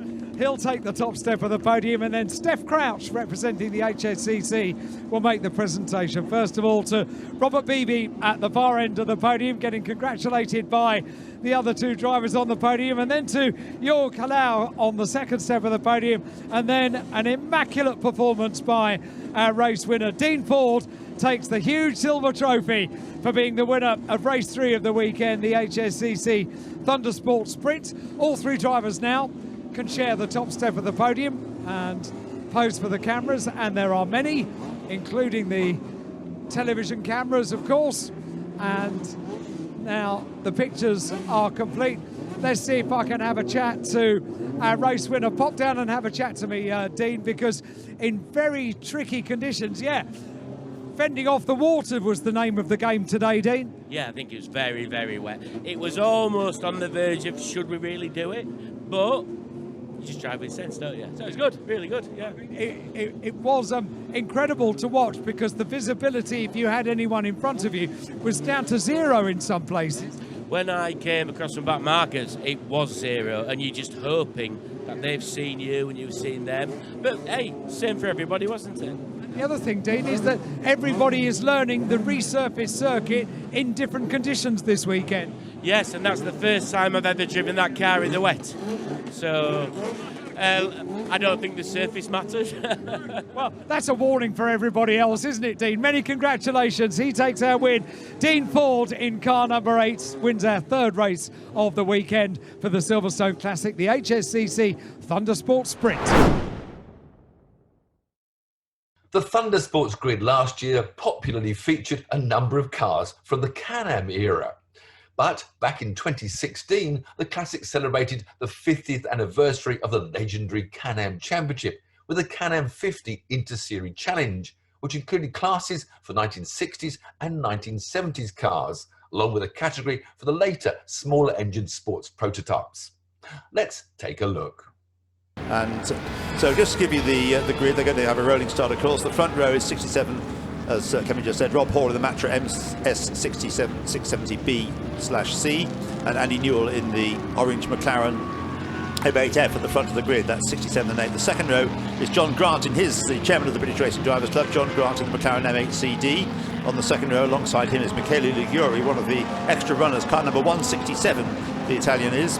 He has a Lola T292 with a Cosworth DFV engine. His colour is green. It's a 1973 car, and he runs in the Inter-Series Class B, into B class. Then on row 3, we've got number 5, Frank Bradley, in the Mighty March 717, and beside him, number 85 is Tony Sinclair with the 2-litre Lola T292. So 31 and 85 on row 3. On row 4, number 60, John Burton, now over 70, but John was racing at the top of 2-litre sports car racing when it was a really big thing in the early 1970s, and he's been racing this Chevrolet B26 for many, many years. Number 60, John Burton, and alongside him is number 4, that's Sandy Watson and Martin O'Connell, sharing the Chevron B19, at the time done by Martin O'Connell. 60 and 4 on the 4th row. The 5th row, number 38 is James Claridge with the Lola T292, another 2-litre car, and alongside it is Mike Donovan. Mike Donovan, number 66, in the Lola T70 Mark 3B GT, which is not strictly a Can-Am car, but it's based, of course, on the Can-Am car of the Lola T70. 38 and 66, row 5. The 6th row, number 14 is John Spears with the Osella PA3 2-litre car, and beside it, number 3 is Mark Davis, who was out earlier on in the Mackie, now in the Toy, the German Toy. Very attractive cars. I think you'll agree when you see these cars coming past you what attractive sports racing cars were in the 1970s. In the 7th row, we've got number 24, Vic Nutter, and the race about to get underway. Then will the power of the Can-Am McLaren enable it to take the lead over the 3-litre Matra? It has done. Andy Newell now has to make sure he gets it slowed up enough to turn through Abbey, and he does. It is the Matra in second place, and side by side, John Grant side by side there with Michele Liguri as they come into your side for the first time, Alistair. Yes, and Michele Liguri does get the place on the inside of John Grant, so takes away 3rd place from the BRDC chairman, and as they turn left into the loop, it's the big orange McLaren of Andrew Newell who leads from the Matra of 67 pole position Rob Hall. Oh, and Michele Liguri gets very, very sideways through Aintree, but collects it all up, but that allows John Grant to power by on the inside back into 3rd place. Yes, thank you very much, and Mr. Chairman goes past into 3rd place, and Michele Liguri is coming back at him and couldn't quite squeeze through, so it's the BRC chairman against the Italian lawyer there in 3rd and 4th places. They come through Luffield and through Woodcote. So the power prevailed there, Kevin, and I think it's going to be a case of whether Rob can get back on terms. Well, of course, if even if he can get to him, getting past him is going to be quite tricky, because obviously every time they get to a straight, the big V8 will open up. But he was really impressive in qualifying, Rob Hall, so hopefully he can give him a good race. So they're back with you, Alistair? Yes, they are. They come thundering through, or thundering in the case of the McLaren, and screaming in the case of the Matra. What a wonderful sound that is. Very different sorts of cars, and as they go back down onto the hanger straight for the first time, it is Andy Newell who leads from Rob Hall. And good battles building up behind. We've got as far as John Burton giving the grid out in the number 60 with the red with yellow bits on it, Chevron. You can see they're coming down hanger straight. He's got a class battle on his hands, of course, and John Burton in the number 60 Chevron, and as far as we know, it's Sandy Watson driving the number 4 Chevron B90. No pit stops in this race, it's straight 20 minutes. It's not there, Ian, number 4. Oh, okay, that's a non-starter then. So Sandy Watson not on the grid. Leaders coming through Abbey, and the gap between Andy Newell and Rob Hall at the end of the first lap, not quite a second. John Grant third, Michele Liguri 4th. Tony Sinclair 5th, 6th is John Burton. That's the class battle going on for 5th place overall as well. James Claridge is 7th, 8th, dropping back down the order to 8th place is Frank Bradley in the big march. Mike Donovan, yep. Back into the loop again, and Andy Newell now starting to be caught by Rob Hall in the Matra as they go down onto the Wellington straight. That huge 8.8 litre engine opens up, and down he goes to the left-hander at Brooklands, hard on the brakes. I would say, Kevin, I don't know what you think, I think the match has got a bit closer down that straight than it was at the start of the straight, so that, contrary to what you'd expect. Well, if that's the case, that could be interesting. Yeah. I mean, it's a later car, it'll rev a lot higher, but and of course it also was designed to go down the Mulsanne straight at Le Mans, whereas the Can-Am cars didn't tend to race on, bizarrely enough, such fast circuits. That's right, yes. It's bizarre, but it's correct. So through Cobb's Corner and the Matra, see what you think, Alistair. I reckon it's a bit closer. I would agree, yes. As they come into Beckett's, the Matra does look a little bit closer. Andy Newell stands on the brakes, turns through the right, the left, thunders through. Yeah, Rob Hall in the middle of the corner is much closer. You perhaps expect that. Maybe now, as Kevin says, he should be pulling away, but maybe not. The Matra seems to have the legs. Right, on to Hanger Straight then. The McLaren leads the way and maintains its gap, maintains its advantage just about. John Grant there in 3rd place, Michele Liguori in the green, Lola in 4th place with the Formula 1 engine, and in 5th place is his Lola Tony Sinclair. John Burton in pursuit. John just ahead of James Claridge in his Lola. Rob Hall right up now with Andy Newell. They come past start finish straight into Abbey. Now where's he going to find a way to get by though? That's the next question. Yes, it's so they're back with you. 2 laps completed. The gap 0.3 of a second only between the first and second cars. It was 9 tenths at the end of the first lap. And Andy Newell throws the big McLaren into Village, almost like a Formula Ford. He chucked it in, and Rob Hall closing up all the way through that tight section. They're now going out through Aintree, and initially the McLaren starts to pull away, but they go out of my sight, and as you've described, he doesn't pull away all the way down the far straight. That's right. The Matra stays very much in touch. He's close right up onto the tail of the McLaren. Andy Newell's going to have to work for his win here, as if he's going to make it, because it's a big car. You say he's throwing it around. Well, it's a lot of cars to muscle around as well. No power steering on these cars. So he comes out of Luffield now. McLaren ahead of the Matra. It's a very interesting comparison, isn't it? Yes. And in fact, the 5-litre World Sports cars in 1970-71 did do the Watkins Glen Can-Am, yes. And they did pretty well, which I think was one of the reasons that encouraged Porsche to then develop a Can-Am car and ultimately turbocharge it and make the V8s obsolete. Also, the British driver Tony D, didn't he want to win a Can-Am race in his Porsche 908? 1970 to 908, yes. Yeah. There was a bit of but Tony was a good driver. He had the right sort of car for the circuit at the 3-litre Porsche 908. Right, they're out of Chapel Cove onto Hanger Straight, and it's still the big McLaren in front of the Matra, with John Grant keeping them in sight, going nicely with his McLaren, and Michele Liguori just about keeping clear of Tony Sinclair, going very well in the number 85 Lola T292 2-litre car. Better than 2 litres. This must be something wrong with Frank Bradley's march, because he's fallen back to 9th.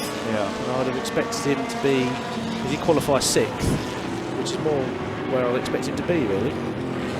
Not a young chap anymore, Frank. No, that's fair. That's fair. The flying fish merchant and Welk specialist. Right, you've got the leaders back with you, Alistair. I have, yes, and Rob Hall's closer than ever as they came through Village, and he closes up again as they go up towards the loop. They're going out now through Aintree. They've got one of the slower cars to lap, but that'll be keeping over to the right. But it does allow Rob Hall to close a little bit. Andy Newell just had to ease off the throttle a little bit as they went down onto the straight. And they're still nose to tail as they turn into Brooklands. Now, a possibility, but it's a lot of car to pass, is on the inside going into Luffield. Not this time. Andy Newell knows how to keep doors tightly closed. I'd be very surprised if Andy Newell in a car that wide was able to leave a space on the inside through there. He'd have to work hard to actually create the space. Yes. It would be something inadvertent. So he'd have to deliberately try to do it. But so Rob Hall's going to have his work cut out to try and find a gap. He may be able to live with the Matra with the McLaren. In qualifying, they were separated by just 0.168 of a second. Rob Hall with pole position, Andy Newell just behind him. But now the McLaren seems to be holding up the Matra on balance. And on to Hanger Straight. Absolutely in the toe this time. Yeah, absolutely in the toe, as you say. And is he going to be able to? By the end of the straight, actually, the McLaren has opened up a small margin. So there's no possibility of the Matra getting alongside. And further back, John Spears, I see, has dropped back a place. Up into 10th place has come Mark Davis in the Toy, the number 3 car. I agree with you. I think that's a fantastic looking car, by the way. Toy. Yes, we do get to see it at some point. It's a great looking car. He likes his underneath cars. Yes, he does seem to like something different. Except the other cars running in the race, not shown in your programme. Number 22 is Matt Manderson in the Fred Davis Special. 54 Jonathan Loader in a Chevron B19. 78 Charlie Burkitt in a Ford GT40, and Gary Wright is in the number 79 Ford GT40. Adam Simmons in number 138, that's another Can-Am, early Can-Am car, the BMC Hoffaker GD Mark 10. And I've mentioned already, because we're talking about him, 167, Michele Liguri in the Lola T292. And also we've got, have we number 16 in this race, Leo Voisides were meant to have it, and Simon Hadfield. Yes, it is in the race, number 16. But meanwhile, up at the front, it continues to be the McLaren leading the way. We're heading towards half distance. Out of Luffield, Cumberland's already in traffic. And through Woodcote, the gap between Rob Hall and John Grant, just nearly 8.5 seconds. John Grant in third place. Bit of a lonely race for him, isn't it? Yes. Frank Bradley seems to have settled down now. He's dropped down to 9th place. Mark Devis not that far behind him though, and is he closing up just slightly? Their lap time's very similar. Alistair, you've got the leaders. Yes, I've got the leaders, and I reckon now Andy Newell is starting to struggle in the corners a little bit. He had a big moment in Loop, and he managed to control that, obviously. Carried on his way. He's just gone through Beckett's, and once again Rob Hall closed up, but much closer this time. Looks like Andy Newell's just taking the corners a little more steadily. And so, yes, that was the first time when Rob looked about seriously at a possible opening that he could have gone through to take the lead, but he didn't going into Stowe Corner. But he was clearly thinking about it, a bit like James Doll against Colin Noble in the earlier Salute touring car race. Leaders coming through to complete their 5th lap then, and still Rob Hall staying with Andy Newell in the McLaren, both of them specialists in race preparation for racing cars as well as being quick drivers, Andy Newell and Rob Hall. And with just 0.3 of a second behind them as they started this lap, Alistair, you're going to be able to change the order with you? Yes, see how Andy Newell does this time in the Loop. He takes, yes, once again the back starts to step out, but not quite so violently as last time. He winds on a little bit of opposite lock, lots of power going down now as he gets onto the straight, and Rob Hall stays right with him, but not as close as last time after Newell had that little moment. But he does always seem to be able to close up a little coming out of Chapel, Kevin, doesn't he, onto the hangar straight, but by the end of it he's not got enough to be able to make speed. He can't quite get within range to try a lunge, can he? No. And of course, precious motor cars these. Not many McLarens like this around. Well, I don't think either of these drivers are sort to do anything too rash, are they? No. Have an unnecessary accident, so he's going to want a clear chance. Traffic might be his best bet. If Andy Newell gets held up in the wrong place, he might be able to get a run then. And the McLaren in the orange livery that was very much the McLaren team livery from 1968 onwards, whether it was for Can-Am or Formula One. And it could be an orange that's named after a fruit, a papaya orange, to be whispered in my ear as a possibility. Right, again, the Matra right up behind the McLaren as they come on to Hangar Straight. Rob trying to force Andy Newell into making a mistake. Cheek to the inside into Stowe, but again, no way through. Imagine if we had, I know it's a good, very good car, high-class car, the Matra, but if we had two McLaren M8s battling for the lead. I quite like the difference between the two. That's quite interesting. Well, except that you know the Matra's struggling for the power, isn't it? Whereas if it's two similar McLarens, then imagine Bruce McLaren, Denny Hulme in the States in the late 1960s. Was it 1969 they won every round? Yes, I think that's right. Yeah. Now there we've got a Taylor. Is that the Shadow that? Yes. That they were just passing there. Back with you, Alistair. Yes, they were just passing the Shadow in Village, and they come out now through Aintree, and this time Rob Hall is a little bit closer. He's got a good run out of the loop, and they're down under the bridge once again, flat out. Yeah, up to full speed down the Wellington Straight, but although you're right to say that the Matra was closer, Rob Hall was closer as he came out of the loop and through Aintree. He wasn't able to get close enough to think about going for a dive for the lead into Brooklands. They're coming through Luffield now on the 7th lap with 7 minutes to go. And this time I think the gap's gone up a bit as they came through Woodcote. What do you reckon, Kevin? Yes, I think Rob Hall did lose a little bit of ground there, didn't he? He just can't quite get himself in the right position at the right time.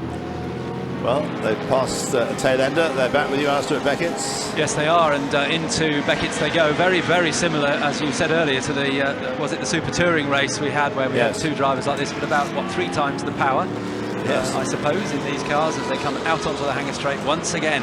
With those cars, it was even power with the touring cars. With these cars, there's a big discrepancy in power, but the McLaren not so amenable to going through the tighter corners on the Silverstone circuit. So the second half of the lap, although we are still seeing the Matra closing up on the straights. They're lapping within half a second of the pole time as well, so they're both trying very hard. Yeah, absolutely.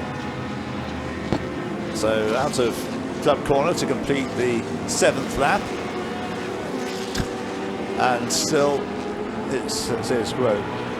So there is a risk if we cut away from the leading battle that they will then change places, but just to give you a chance to see some of the cars on the screen, there is number 66, which is the Mike Donovan Lola T70.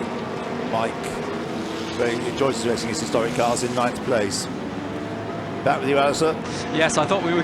Your prediction is correct. Rob Hall takes the lead going through Aintree, just slices through on the inside of Andy Newell in the nicest possible way. He just didn't give him an opportunity to come back at him.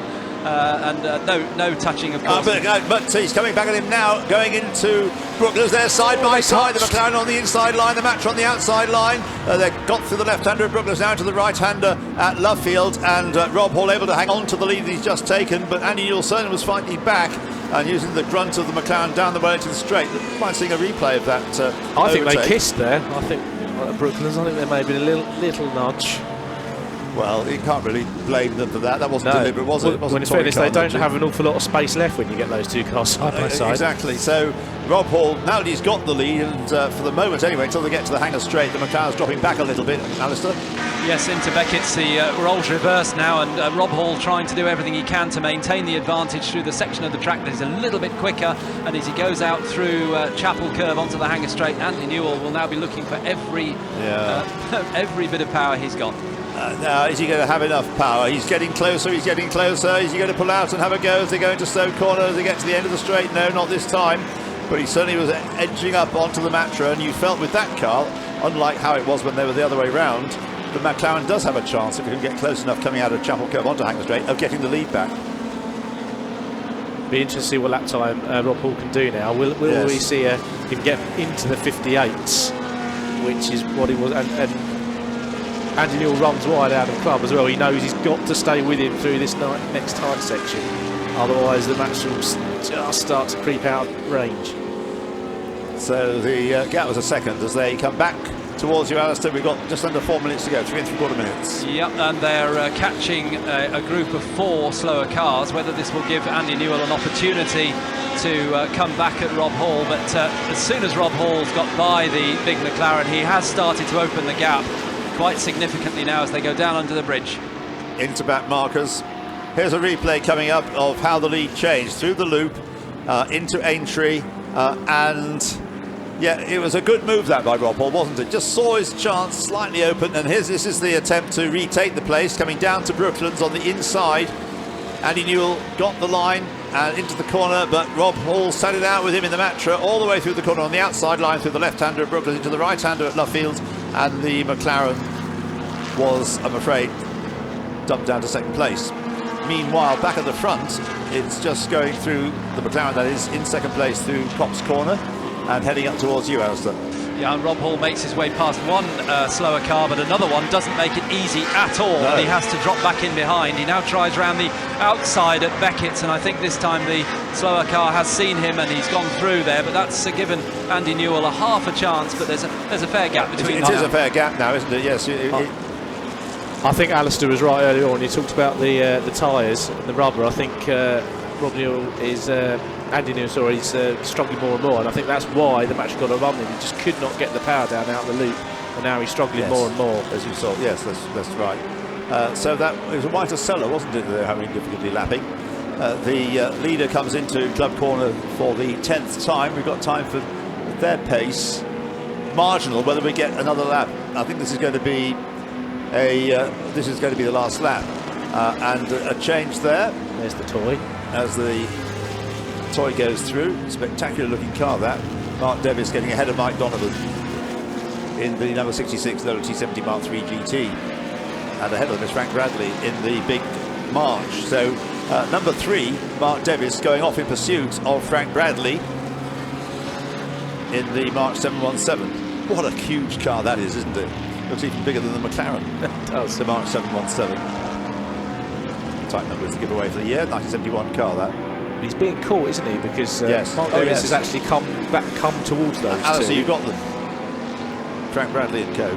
Yes, we have, going through Beckett's, and I entirely endorse what you say about that March. Had a look at it in the pits, and it's vast. Filled the pit lane, probably. Absolutely. Silverstone pit lane, yeah. Imagine having it to Alton Park pit lane, something like that.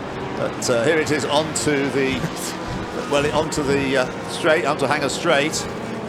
I bet behind the March, the toy's pulling there with 500 RPM before it gets to the end. Quite. So Frank Bradley, great racing enthusiast, turning through Stowe Corner, Who Vale, and we should have the leader with us very soon. Just coming through Beckett's, no change, and no change in the gap either between first and second. Right, well, they're half a lap ahead of the fight that we've been watching, but here come the leaders on what we think is going to be the final lap. They've got 23 seconds to get to the checkered flag, and I think it will just about be 23 seconds by the time they get there. So Rob Hall in the Matra through Stowe Corner. Andy Newell isn't going to get that gap down very much before the end of the race. 7-6 seconds as he comes into Club 5, 4, 3, 2. It's going to be the checkered flag now as Rob Hall comes out of Club Corner. The McLaren of Andy Newell fought a very good fight, but in the end finishes 1.75 seconds behind. Did the absolute best middle sector on that final lap, Andy Newell did, so he really was trying to take the race back to Rob Hall, but wasn't quite able to do it. John Grant, a very strong third in his McLaren, the number 6 McLaren M8C. Fourth place should go to Michele Liguori. Also waiting for John Grant to finish in third place. Quite a long way back. There he is, having taken the flag. John Grant in the number 6 McLaren finishes third. And Michele Liguori should be fourth in the green Lola T292. Here he is, I think. No, not him yet. There he is now over the line, coming out of Club Corner. And not that far ahead of Tony Sinclair, who in the 2-litre Lola T292, the first of the smaller engine cars, the 2-litre cars to finish. Very, very good drive by him. John Burton finishing behind him in the earlier Chevron B26 in 6th place, and James Claridge kept at bay by John Burton right the way through to the end. James Claridge finishing in a close 7th place in the number 38 Lola T292. And then in 8th place it should be Frank Bradley, the shadow, finishing a lap behind. But Frank Bradley, he's just going to hold on, I think. 2 cars right behind. Yeah, here he comes. The 3 of them can be covered by a big handkerchief, I think, as they go across the line, almost side by side, Mark Davis and Mike Donovan. But the verdict going by under 0.3 of a second to Mark Davis. But Frank Bradley ahead of the pair of them in 8th place, Mark Davis in 9th place, and 10th Mike Donovan. Leo Vorzides finishing in 11th place in his Lola T70, number 16. So good battle that was between 2 contrasting types of car from much the same era. Yes, the Matra slightly later. There's a slightly later car. And the before we go to the podium, Henry has found a very distinguished driver to speak to about what Can-Am was all about. Former Can-Am champion Jackie Oliver. Henry. Yes, thank you, Ian. Jackie, you won the last proper Can-Am championship in 1974 for Shadow. Great memories of that season, I imagine.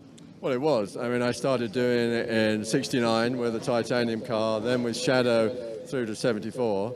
And that was the end of the series. It went Formula 5000 after that, so I won the last championship, but it took me 5 years to do it. Do you think Porsche spoiled it with their big budget, sort of no holds barred approach? Is that what killed the championship, do you think? I think it's unfair to say that they spoiled it.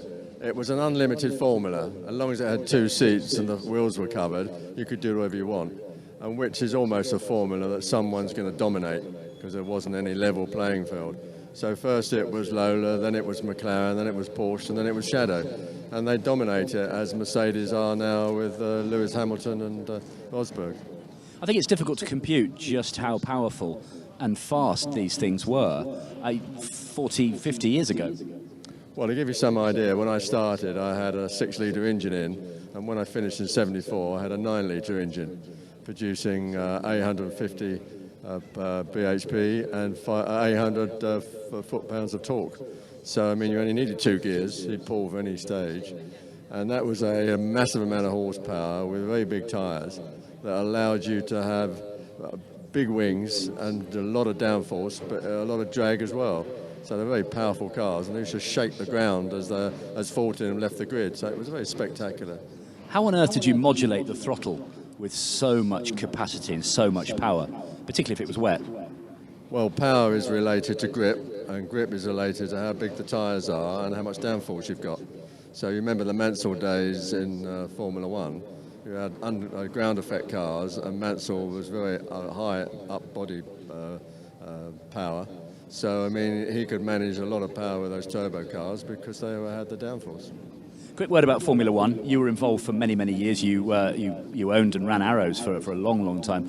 What are your thoughts about the current state of Formula One? Well, I believe in the future, and young people have the future, and they don't notice how it used to be in the past. I still now watch Formula One. I go to some. And I think it's much more of an entertainment than it was before, not so much of a sport.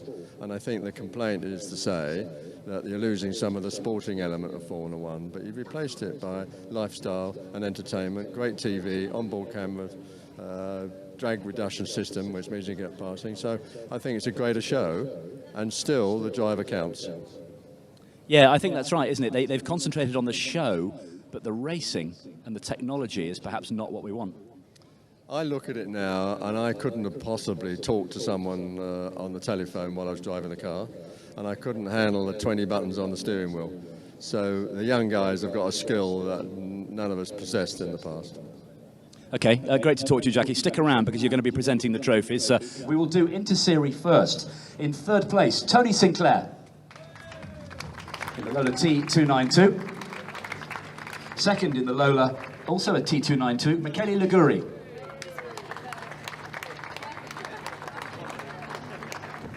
And first in the Inter-Series class, and our overall winner in the Whaling Matra V12, Rob Hall.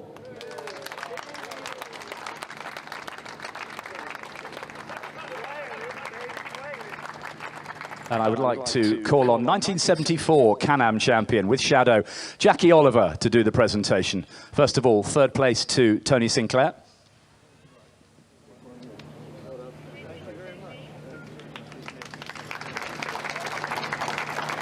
And in second place, Lola driver Michele Liguri.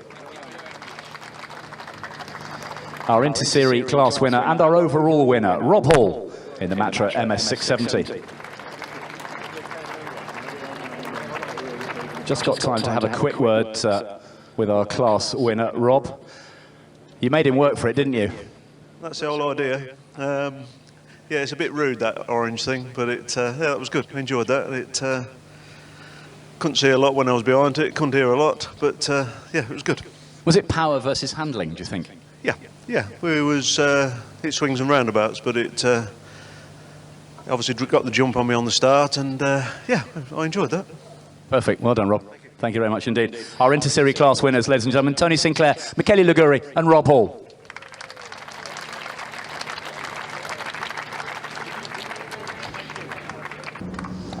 Okay, let's do our Can-Am class podium.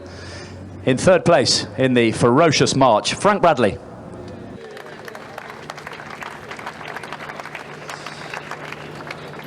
In second place, and I'll use the adjective ferocious again, John Grant in the McLaren M8. And finally, second overall, but a winner of the Can-Am class in the most ferocious Can-Am car of all, the McLaren M8F, Andrew Newell. And once again, Jackie Oliver will do the honours with trophies, the champagne and the garland for our winner, Andy. Second place, John Grant.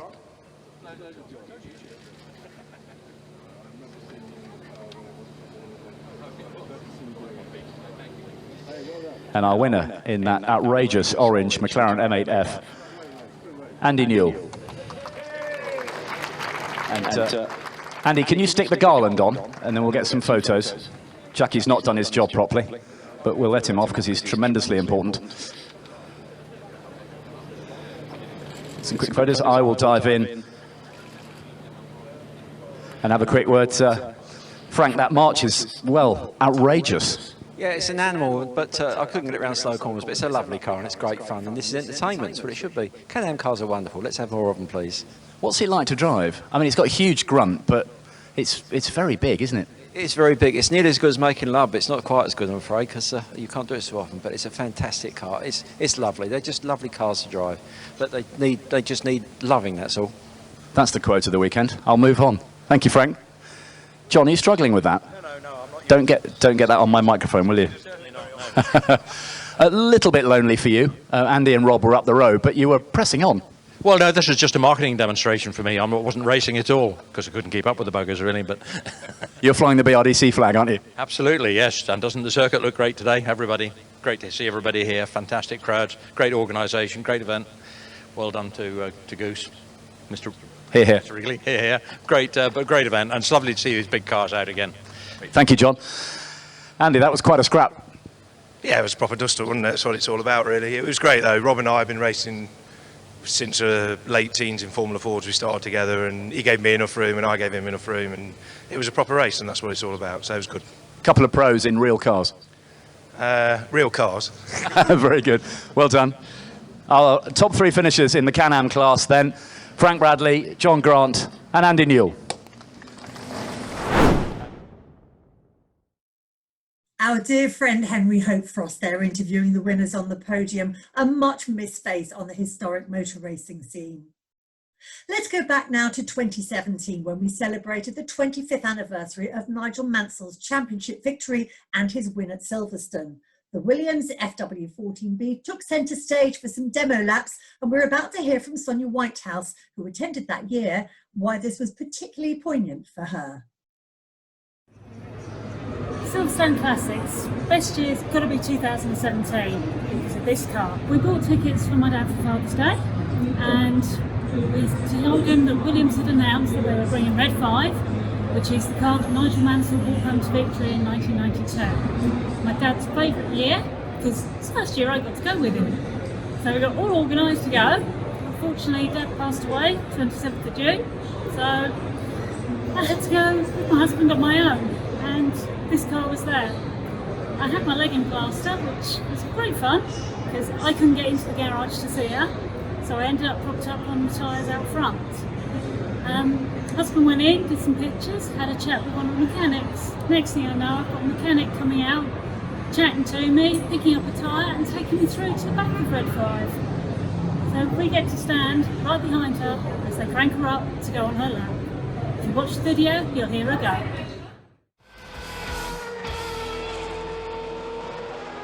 It's 40 years since Sir Frank Williams founded what went on to become one of the most successful Grand Prix teams in history. Among the celebrations on display, the incredible dancing Williams FW14B with its advanced active ride suspension.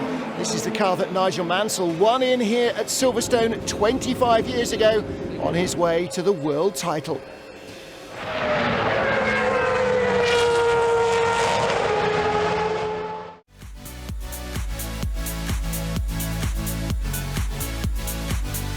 Great to see the FW14B, I guess, back at its spiritual home where it had one of its greatest successes, 1992 British Grand Prix.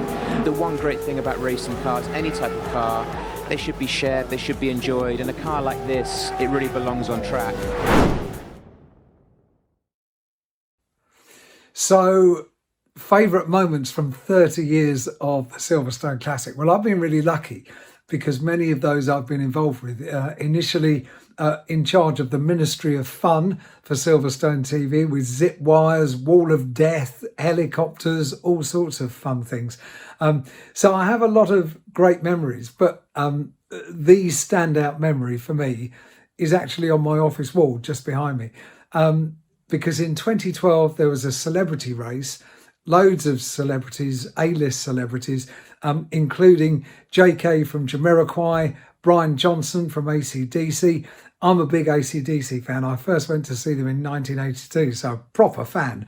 And somebody, I think Louise Goodman, tipped Brian Johnson the wink that I was a massive AC/DC fan. So while I was interviewing, I think it was JK for Silverstone TV, Brian snuck up behind and signed the back of my jacket. Can you see that there? Which is so cool. And even cooler was that top motorsport photographer Jacob Ebury actually filmed it on the TV screen in the media centre. All of that popped in a frame and a mega memory. And that's from the Silverstone Classic in 2012.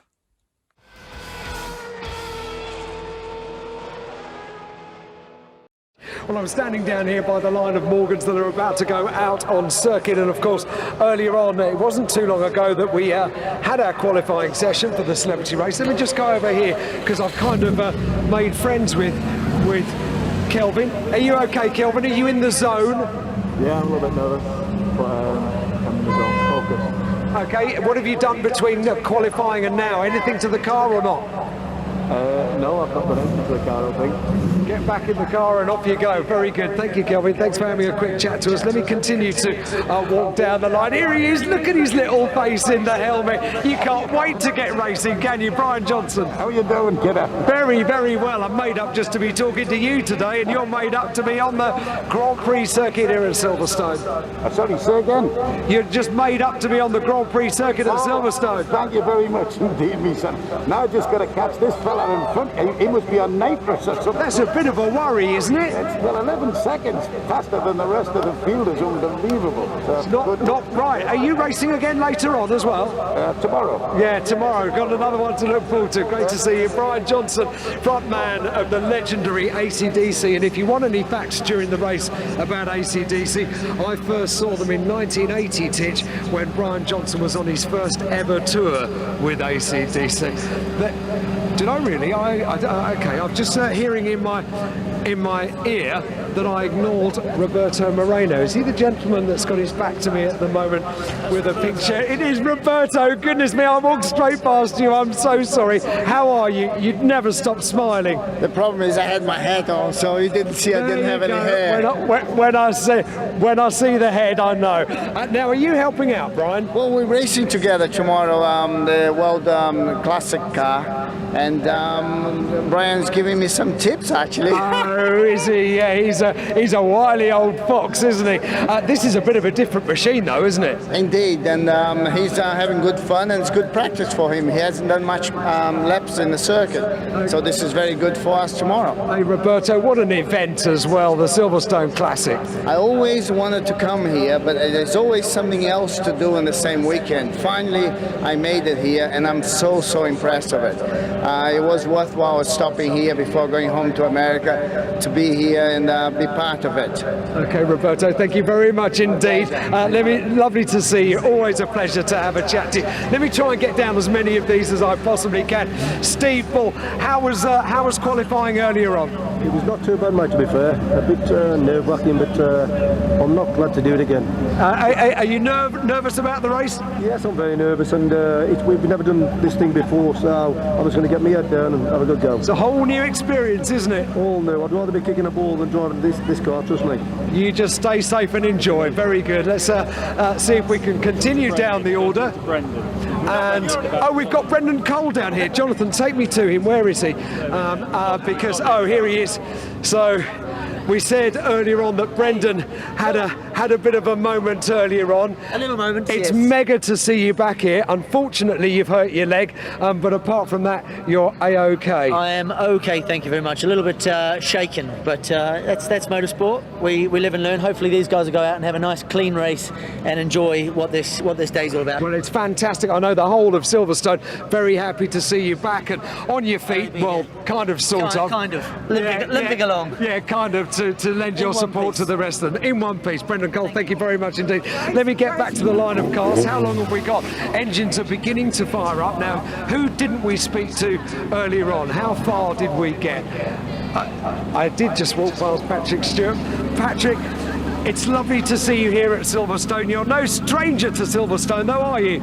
Well, I've been here as a spectator several times, yes, and in the pits and on the grid. I think that's us. I think you're ready to go, Ready. Sir Patrick. Have a good and safe race. Yes, indeed. Okay, horns are sounding all around us. I think we're sort of ready to get the cars released out into the pit lane and then onto the track to get this celebrity. I don't think Sir Patrick wanted to talk to us. I think he was, shall we say, in the zone. Let's have a chat to Vicky, because she was bright and bubbly before qualifying. Go on. I know what. I still am. I'm giving a honk. I'm happy. Oh, are you? This is where I wanted to be. This is a game plan. Right at the back. Okay, just keep it nice and safe. Yep, and then just take them all out, basically. Right, the main thing, are you enjoying it? Yes, I'm absolutely rubbish at it, but I'm enjoying it. Don't you worry about that. It's a delight to have you here.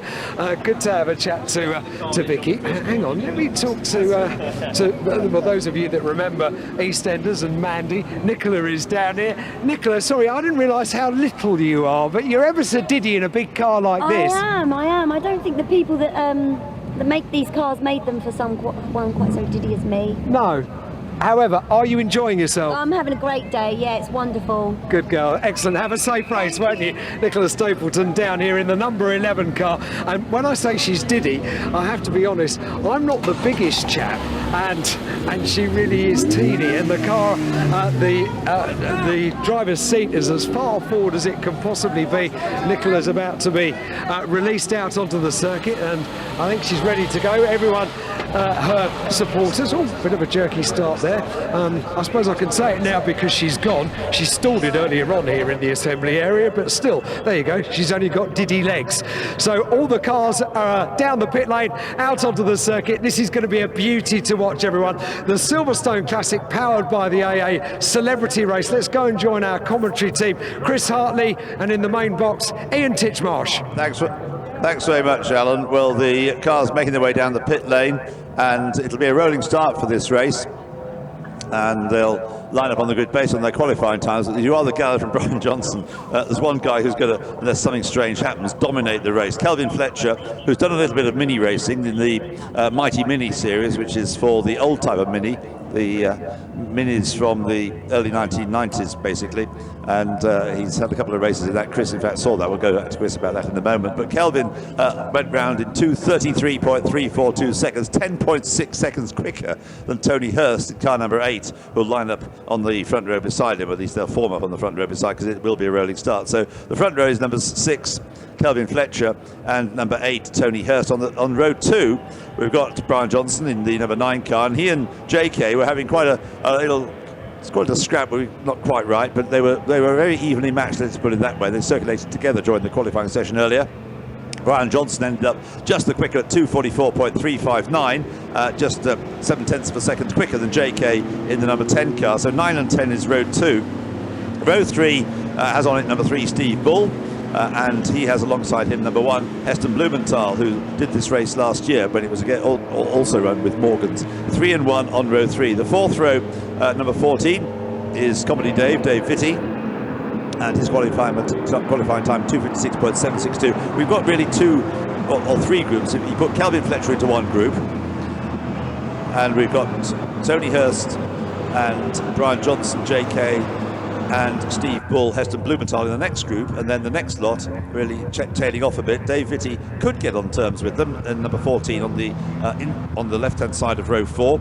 Next to him is Andrew Castle, the former tennis star and now TV presenter, 14 and 4 on row 4. The 5th row, number 12, is Patrick Stewart, and with him on that row, number 11, is Nicola Stapleton, with her master plan to take the whole field out, from what she was telling Alan just then. 12 and 11 on row 5, and at the back of the grid is Vicky Gomersall. So she completes the grid as the cars make their way round. But you can tell us again, I think, Chris, can you, about witnessing Kelvin Fletcher's debut in motor racing in the Mini Series, in the Mighty Minis.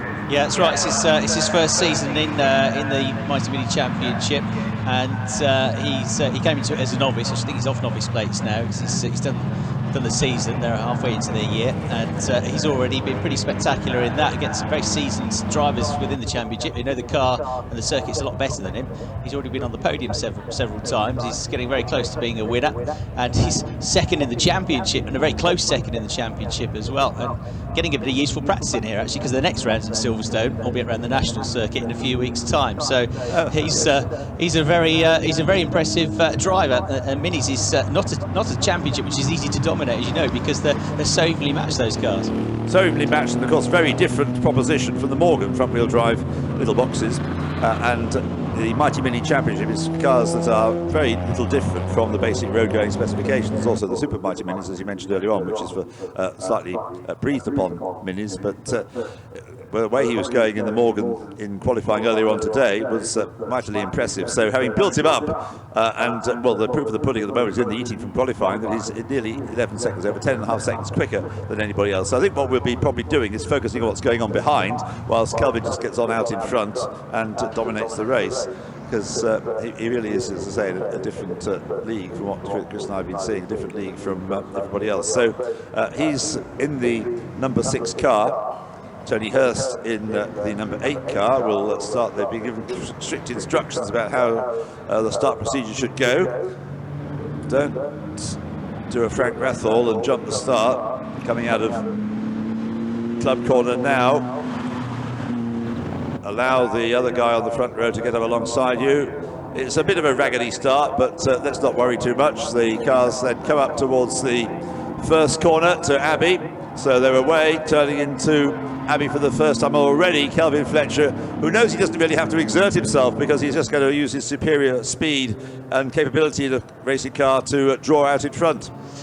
So nice start into Village Corner. He comes as the race leader. Tony Hurst second, where he started. Brian Johnson and JK with the race experience. So they'll be on the case. They'll have the mindset to do this. Tony Hurst, this is all new to him. He's done a good job in qualifying. Can he do it in the race? He's second at the moment. He's holding station. Steve Ball leads the rest of the pack there in 5th place, and 6th is Heston Blumenthal, and behind him is Comedy Dave Vitti as they head onto the Wellington Straight for the first time. Yeah, Tony Hurst running a bit wide there as he came out of the left-hander, went through Aintree, but he's there in 2nd place. There's the leader turning through Brooklands. It's a 20-minute race, this, so they've got plenty of time to get the hang of things. They had their 20-minute qualifying session earlier on. So coming out of Luffield is the blue and silver car loaned to get Fletcher, because all these cars normally race in the championship. Got a bit of a dice developing. It's 9 and 10 out of the game. Brian Johnson and JK. I think there's a bit of a musical needle match between these two. And of course they're fighting over 3rd place at the moment, but I'm sure they'd like to try and get ahead of Tony Hurst, who, as you say, Chris, is doing an impressive job considering it's his first time in a motor race. But out in front, over the horizon, into your sight for the first time on this lap at Beckett's, Kelvin Fletcher. Yeah, and Brian Johnson going a little bit closer to the tail of Tony Hurst. This battle for 2nd. JK going with them, pulling away now from Steve Ball. So 2nd, 3rd, 4th, nose to tail as they go left, then right through Beckett's corner. And Kelvin Fletcher just easing away rather than romping away at the moment, but it's early stages. That 2nd place battle about to go into the Hanger Straight. Here they are onto Hanger Straight then, and you're right, then we've got Brian Johnson challenging Tony Hurst as they come under the vehicle bridge towards Stoke Corner. Oh, there's a bit of weaving going on there, can't be surely. Tony Hurst moving to one side but diving out of the slipstream and taking 2nd place. Good move that by Brian Johnson, but remember he also has racing experience. We'll see him out in the race tomorrow, so the race later on today. So Brian Johnson in 2nd place then, and determined to prove that he has had a fair bit of racing experience in the States particularly, and he's there ahead of Tony Hurst, leader out of club corner, end of lap 1. Kelvin Fletcher running very wide there in 4th place. JK in car number 10, and in 5th place we've got Steve Bull in the yellow car. Is that the right colour for you, Chris? It ought to be gold. Old gold, yeah. Old gold, yeah. I thought, yes. Yeah, it needs to get a bit dirtier. Yeah, right, guys. Anyway, they're back with you. Yeah, and well, Tony Hurst lost the place, didn't he, to Brian Johnson? But I was about to say staying with him, but now JK comes and thinks I'll have a bit of this, and looks at the inside on the way into Village. Tony Hurst blocks him pretty well, but he's quite tight on the way into the loop. JK swings out wide, then cuts in for the inside, and I think with that bit more experience, this might pay dividends when they get onto the Wellington straight here. So JK saw that coming, and he's got a good run now. Yes, he has. He was quick out of entry, wasn't he? Onto Wellington straight now. And I think Tony Hurst's pace in qualifying is now losing out to the experience, the superior racing experience of both JK and Brian Johnson. Brian Johnson, of course, in second place. And his sparring partner from qualifying, JK, not wanting to get out of sight. So moving ahead of Tony Hurst, who's now in fourth place. Steeple in fifth place. Comedy Dave 6th, Hester Blumenthal 7th, Andrew Castle 8th, Patrick Stewart 9th. In 10th place, Nicola Stapleton, and 11th, Vicky Gomersall. And the lead that Kelvin Fletcher had at the end of that one, a couple of seconds. But it's probably more than that now when he gets back to Beckett's. Yeah, just coming out of Cop's corner, down towards Maggots he goes. And he's not dominating to the tune that he was in qualifying, and he seemed a bit tense and a bit nervous, didn't he, when Alan Hyde was speaking to him before they went out. But Brian Johnson didn't seem very nervous at all, completely laid back, and doing a good job in second place. But this needle match is continuing now with JK, having got to third place, going with Brian. But what's also good, isn't it, Chris, is that Tony Hurst is just sitting there watching the other two ahead of him. He's staying with them, isn't he, in the green car? Yeah, that's it's so helpful, isn't it, when you're a young driver, a novice driver, to follow somebody else. When you're out there on your own, some of them will find themselves sort of lost out at sea. It's just very difficult to keep that rhythm going. Following somebody else that's quick, much, much easier. So Tony Hurst, who has the pace to actually go quicker than them on a single lap, but now watching these two heading through Vale, coming into Club, into which already has turned Kelvin Fletcher out in front. And if they come out of the corner, could get interesting, I think. I'm quite sure who to put money on. I think we need to consult Alan Hyde on this. Would you go for Brian Johnson or JK to come out on top? Alan mutters, that's a good question. What's the answer, Alan? He's still muttering. Doesn't want to answer, doesn't want to commit himself. Anyway, we've got a challenge here, haven't we, Chris, as they come into Farm? Yeah, for this second place with Brian Johnson, but for the time being hanging on to it, but JK trying something different, and Tony Hurst having a go back as well, so he's mixing it with the two musical stars ahead of him, and they are all closing up to the race leader, because Kelvin Fletcher is not flying away as expected here, is he? No, he's not. He's going pretty slowly compared to the others, so Brian Johnson's suddenly flying. I wonder if he's got some sort of problem here, because they're all catching up to the leader. It's going to be four of them together up at Brooklands. Well, has he slowed his pace? Last lap was a 2:40, so whether he's deliberately slowed down to make the race more interesting, I don't know, but certainly he has been totally reeled in, as you say, by the next three. So Kelvin Fletcher leading the way, and I'll pose the question again to Alan about who do you fancy on the musical front, Brian Johnson or JK? Do you have to ask? Do you really have to ask? Yes. Okay, Brian Johnson without a shadow of a doubt. On track? I don't care, just because he's an absolute legend and he's here at Silverstone. So as long as you're a legend, I have to say. As long as you're a legend, that's all right. That's all that matters. Absolutely. Yeah. Okay, Alan. Right. Do you know what he was doing before he joined AC/DC, Titch? No, you're going to tell us though, aren't you? I'm going to tell you, yeah, because I know lots about him. He was fitting sunroofs to cars in Newcastle, and then he went to an audition and he got the job to be the front man of the biggest rock band in the world. Big respect, Titch. I'm oozing it, Alan. Yes. Thank you very much. I'm glad you're living with me on this one. Oh, well, it's infectious. You probably gathered that. Thanks very much. Right. I don't know about Chris, but tell us something, Chris. We've still got the same leader, but they're still all over the back of him. So Kelvin Fletcher, he's only got a couple of car lengths advantage when he went past me last. Right, so Hester Blumenthal still in 7th place, another of Alan's favourites. But at the moment, the car down in 7th place, number 1. So the leader, Kelvin Fletcher, still maintaining his advantage. but I'm just wondering whether he's been asked not to go too far in front, because his lap time in qualifying at 2:33.3, and he's nowhere near that. So unless there's a problem with the car. But there's it's almost being choreographed now for second, third and fourth, isn't it? As they dance out of the corner, run wide, coming out of club corner. And Tony Hurst there in fourth place. But we've got coming up alongside there, JK challenging. He's right on the tail of Brian Johnson's car. Start worrying, Alan. Maybe worry about Tony Hurst as well, because he likes down the inside of both of them. Tony Hurst goes from fourth to second with a great move. Opportunistic. He saw the other two fighting each other. Nice big gap a bit at the inside. Thought, I'll have that then. And down he went. So he's second. Brian Johnson is third. JK went very wide on the way into Village and has lost ground and remains in fourth place. Steve Bull on his own in fifth. Comedy Dave in car number 14 in sixth. Alan, Brian Johnson's lost a place. So, he's gone silent, struck him dumb. So we've got the two of them still at it. Brian Johnson ahead of number 10, JK. But as Chris described, this is for third place they're battling now. And as they come out of Lovefield, he started indicating now to turn left, or pass me on the right, or whatever it's meant to mean. Coming through Woodcote.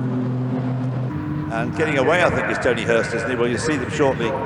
Chris, you'll be able to measure the gap, but that's a bit better than I can on the TV screen. But going through Cobb's Corner, Calvin Fletcher, there in third place now is Brian Johnson. In fourth place is JK, heading up towards Maggots. Yeah, and it's allowed the leader to pull away. So Semidale from Coronation Street, from Rockstar, from Acid Jazz Star, JK in fourth place, still clinging on to the tail of Brian Johnson. But this is really impressive stuff from Tony Hurst. There's another good battle, sort of 3/4 of a lap behind them, between number 7 Vicky Gomasol and number 11 Nicholas Stapleton. Those two were nose to tail when last I saw them.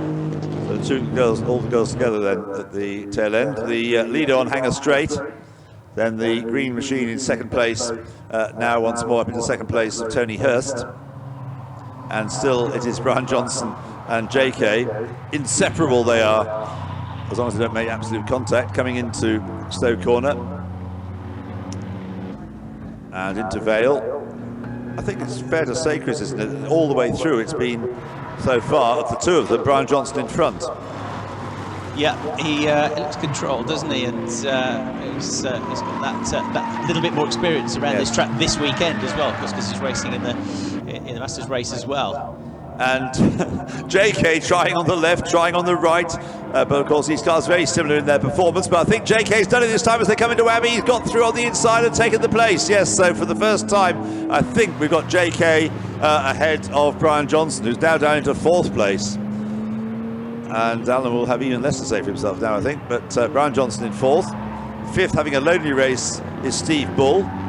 They've been nervous before it, but there you got them, third and fourth. Yeah, Brian Johnson had half a thought. Oh, Tony Hurst has gone wide and spins coming out through the loop, and either side of him go the two music stars, with Johnson to the left and JK to the right. Johnson's still ahead of JK, but it's given JK a better run out of the corner. He got delayed less, and now he's trying to go up the inside. They're absolutely side by side as they go towards Bretlands. JK, I think, is going to go through. Yeah, well, he has gone through, but whether he's going to be able to stay ahead, he's got a wide runoff area, of course, to use if he needs it, but he's now kept the car on the tarmac and goes through Brooklands. So, of course, this is now for second place with that spin by Tony Hurst, which I must say he ended up very well, pointing in the right direction, didn't he? So all he had to do was get the car back into first gear and on his way, but he may have also dropped back into the clutches of Steve Bull. So this is the leader on screen, heading into Cobb's Corner. Calvin Fletcher just consistently bringing his lap times down. Second is JK, number 10. Third, number 9 is Brian Johnson, and they're heading into Maggots and Beckett's. Yeah, the race leader is about to lap Vicky Gomasol, number 7, very similar livery car, with number 6 being the race leader, Kelvin Fletcher, going into Beckett's now, and Nicholas Stapleton's pulled away from Vicky Gomasol. Then this second place battle going through Beckett's now, with JK 2 or 3 car lengths ahead of Brian Johnson, and then it's become a battle for 4. Steve Bull's finally got somebody to play with. After that spin, Tony Hurst has got the ex-England Wolves footballer behind him as they come out towards Chapel. And there you see Patrick Stewart and Carl Layton down with cameras. I gather the BBC are doing a feature on him. He's not that far back from Andrew Castle, another television BBC presenter, and Andrew Castle just ahead as they head down towards the left-hander at Brooklands.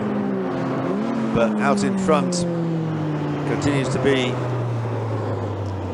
number 6, Kelvin Fletcher. There's Patrick Stewart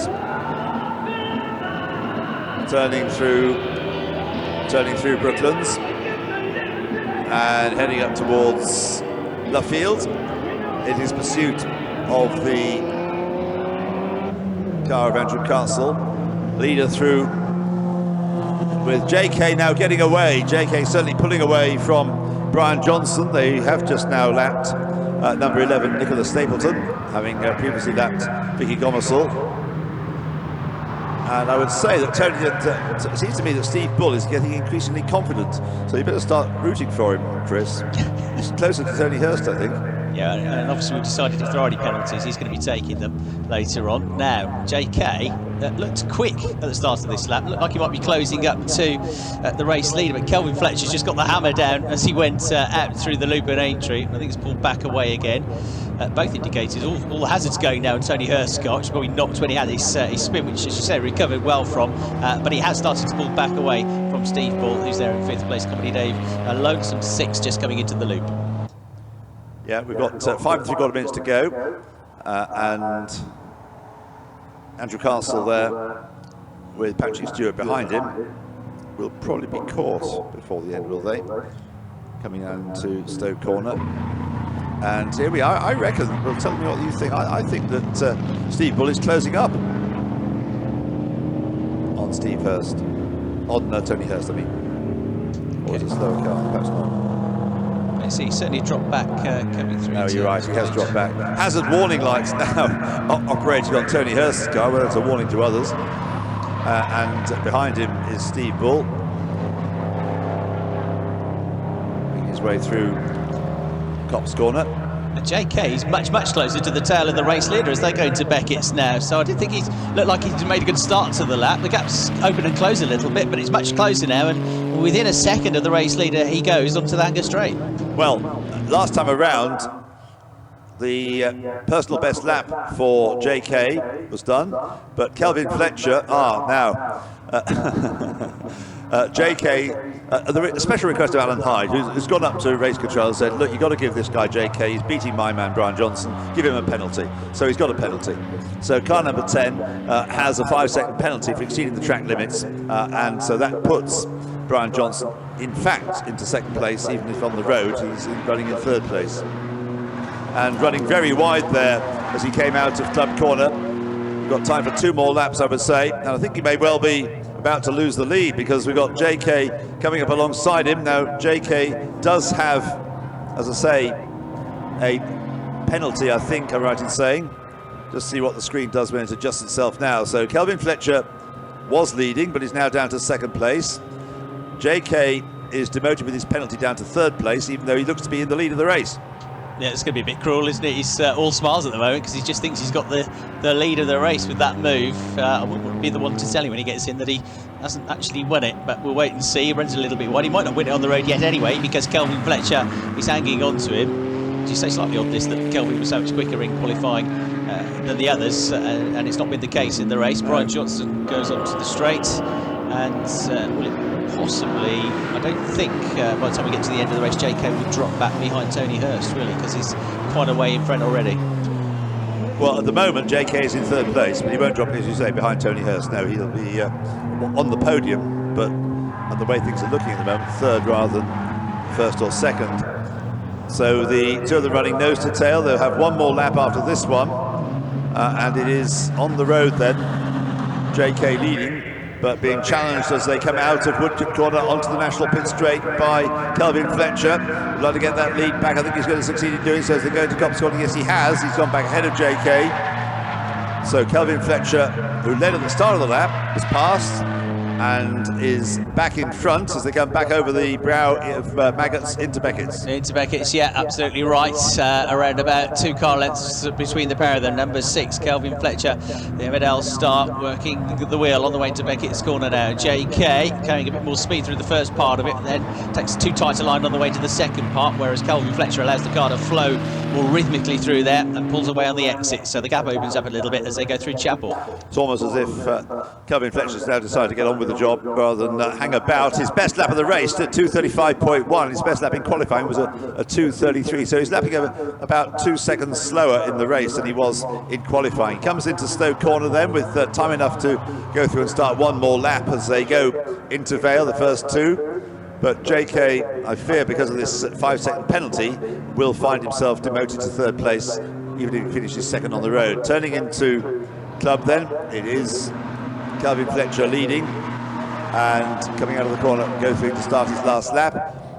After that short burst that gave him the lead part way round the lap they just finished, the 7th lap, JK back down into 2nd place on the road, but with the time penalty applied, he is less than 5 seconds ahead of Brian Johnson, so he drops down to 3rd place once more on the screen. So there's the leader with you for the final time. Yeah, and Sir Patrick Stewart just going past me now. Possibility they might lap him before the end of the race. He's got the award for the most serene driver. He just looks like he's sat in an armchair, yes, doesn't he, Sir right. Patrick Stewart? Yeah. Fantastic Shakespearean actor. Through he goes up towards Brooklands. Here's the race leader coming out through the loop now, and yes, he's opened up the gap, as you say. He's got on with it now.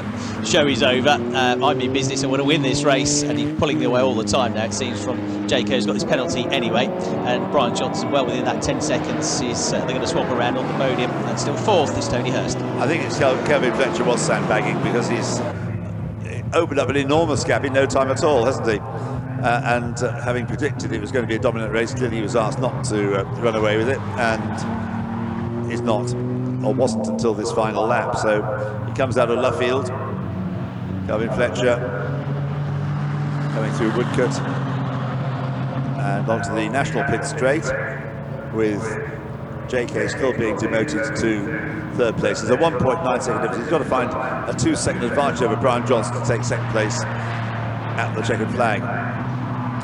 So out of Cops heading towards you. It's a huge lead he has now, isn't it? In half a lap. Yeah, I suspect his fastest lap this might be, mightn't it, by the end of it? He's really motoring along now. Don't get too confident. You don't need to win by a mile. Into Beckett's he goes. Kelvin Fletcher leading. JK's pulling away from Brian Johnson, but not enough. So it's the actor leading the 2 musicians, and then the other actor from Coronation Street, Tony Hurst, just coming into Beckett's now in 4th. On to Hanger Straight is the leader. And in 2nd place, in fact, equidistant gaps now, 1st and 2nd to 3rd. Tony Hurst still in 4th place, Steve Bull 5th. Tony Hurst pulling away after that spectacular spin at the loop. Tony Hurst pulling away from Steve Bull in 4th and 5th places, those 2. The leader then comes through Vale for the final time.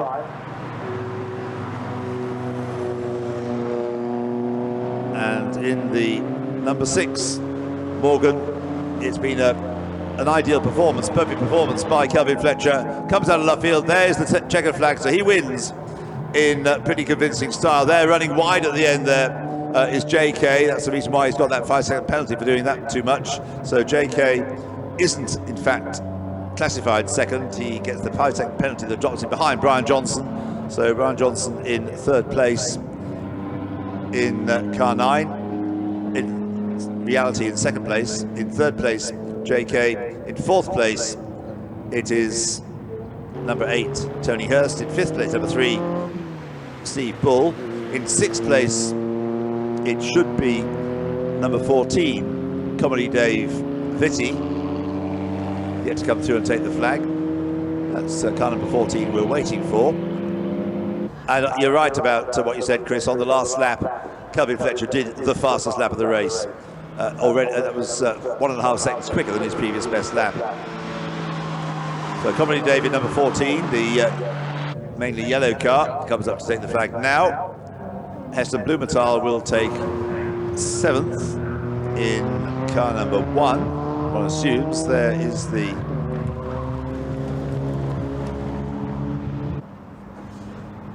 number 1 car coming into club corner now.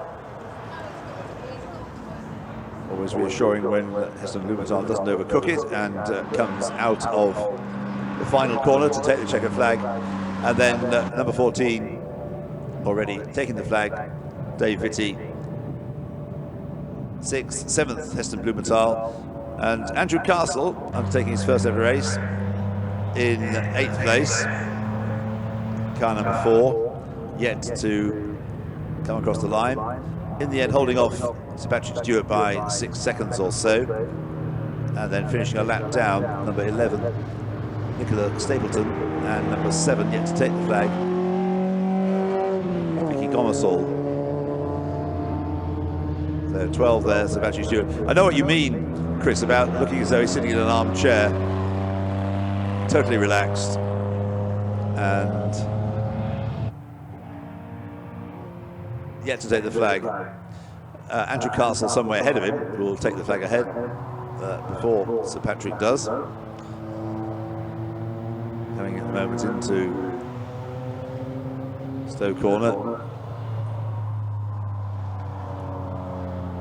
Good style, and you can see they've had some pretty good coaching, because it's apart from that unfortunate mechanical failure that apparently was the responsibility that caused Brendan Cole's accident during the acclimatisation sessions on the Stowe circuit earlier on today.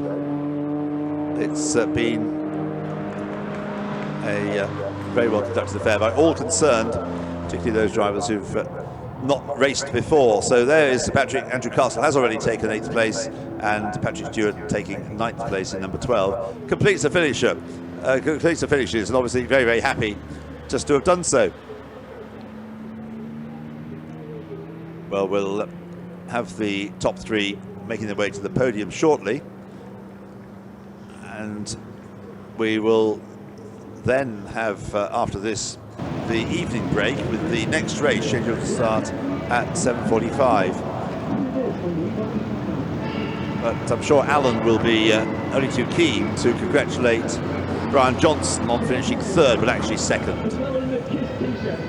So, as I say, we'll have the podium shortly, and then we'll have the evening break before we go into our final 2 races of the day.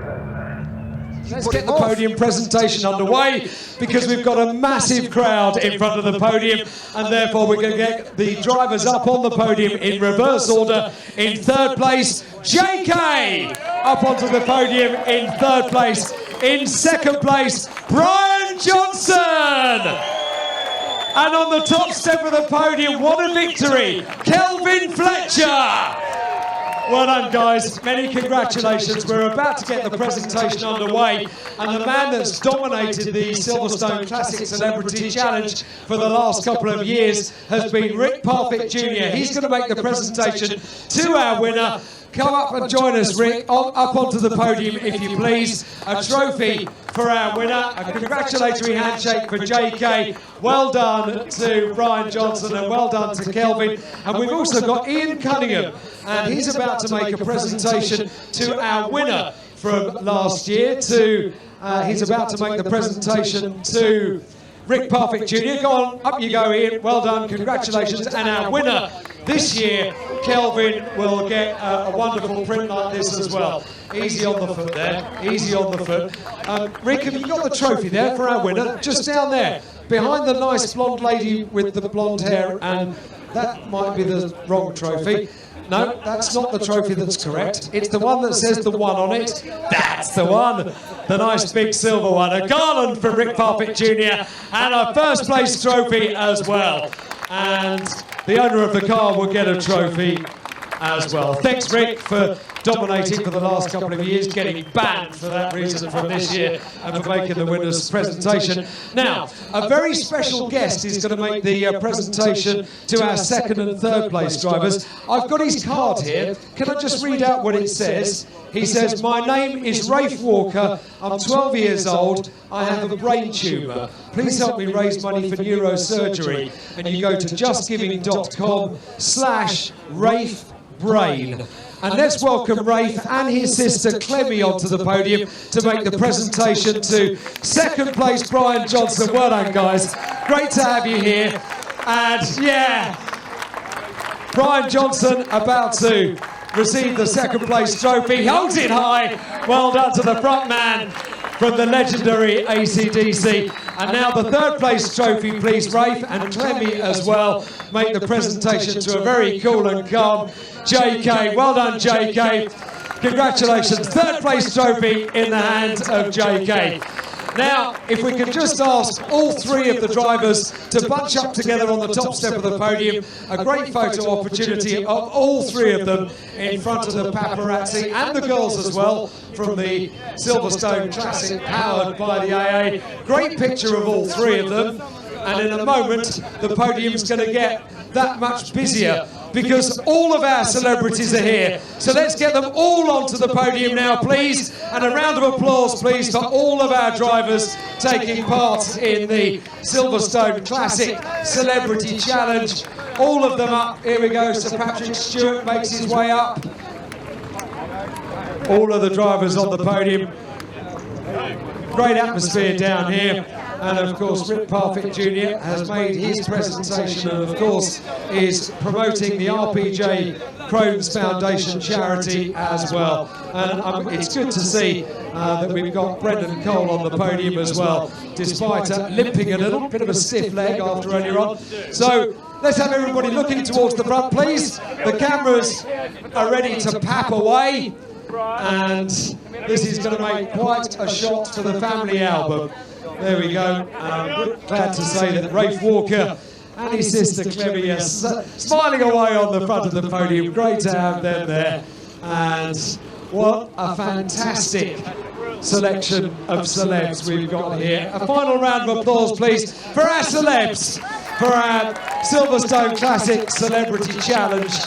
And I wonder if we'll get a chance to have a quick word with our podium drivers before we cross back to the studio and Gary Champion. Thanks, guys. Can we maybe just have a quick word with Kelvin Fletcher on the top step of the podium, Brian Johnson and JK as well. Kelvin, I have a feeling that you pretty much had that one under control. No, there was some moments when I nearly lost it. I think slipped concentration a little bit and I nearly paid for it, so I had a good little battle with JK as well. It was a great race and everyone came back unscathed, that's the main thing. It was brilliant. I mean, the important thing is that you're racing. That means you need sponsorship, so a pretty good platform for you today. I'm glad you brought that up. This will be a fantastic platform to get that sponsorship. So, no, it was a great day, and more importantly, to raise awareness for the three great charities. That's what we're all there for. Kelvin, many congratulations. Let me have a chat to my new best mate, Brian Johnson. Great to have you here this weekend. You've enjoyed your day? Yeah, it's been fantastic. Thanks. The crowd's been wonderful. The guys here have been great. The guys looking after the cars. It's just been, I've had a wonderful time and got a great race out there and made a few too many mistakes, but never mind that. It was fun. There was a bit of a moment when you had a spin and you and JK had to go either side in front of you. Yeah, young Heston had a bit of a Yorkshire pudding in the middle of the racetrack there. And your weekend is far from over yet, Brian. Now, tomorrow I've got to jump in the car that is training to drive, which is got the engine in the back. So it was a new experience today, but it was fantastic. Top man, Brian Johnson, thank you very much indeed. Wow, I've shaken his hand. I'm chuffed. Let's have a word with JK. Mate, you're not going to be too happy with third on the podium, are you? Oh no, I just kept trying to take that in fourth and screwing it really, so I've got to go and see the clerk. So. Oh, have you? You've got to go and visit the headmaster now? I have 6 of the best, and all the boy. Oh dear. However, good fun. Great fun, and really nice to tussle and muck about with these guys and Brian and all these boys. Great people, nice people. JK, great to have you here. Well done. Thank you, thanks a lot. JK on step number 3 of the podium, Brian Johnson on step number 2 of the podium, and Kelvin Fletcher on the top step of the podium, which was our Silverstone Classic Celebrity Challenge podium. The original wheeler dealer Mike Brewer is a familiar face at the Classic as he joins us every year with his car clinics, chatting to owners about their restoration projects. Here's Mike with a few of his favourite Classic moments.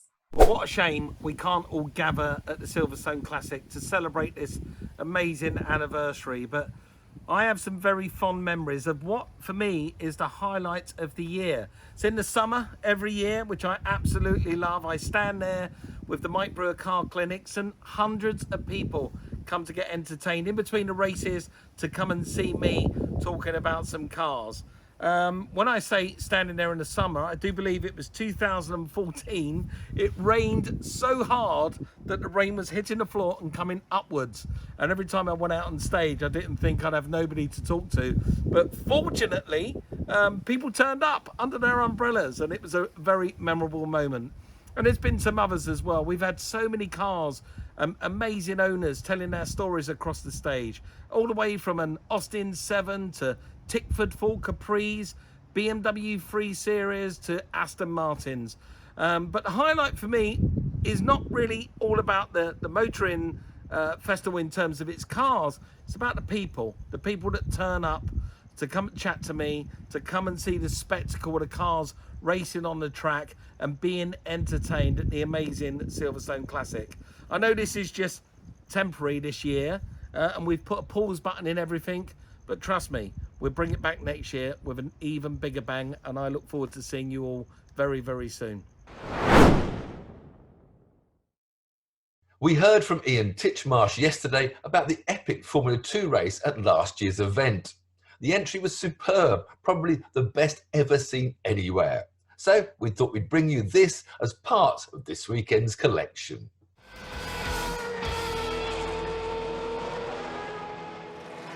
This covers 1600cc Formula 2 from 1967 to 1971, and then the 2-litre Formula 2, not all the way through to the end of it, but the earlier part of the 2-litre Formula 2. It really has caught on now, this category. There's plenty of cars available, and most of them, or certainly a large number of them, are out on the track now. Cars powered by a mixture of BMW engines, Renault engines, so don't think we have any Renault engines here. The Brian Hart engine, the Hart engine. That's Cameron Jackson in the pits in the number 88 ex-Alex Ribeiro car, I think that might be.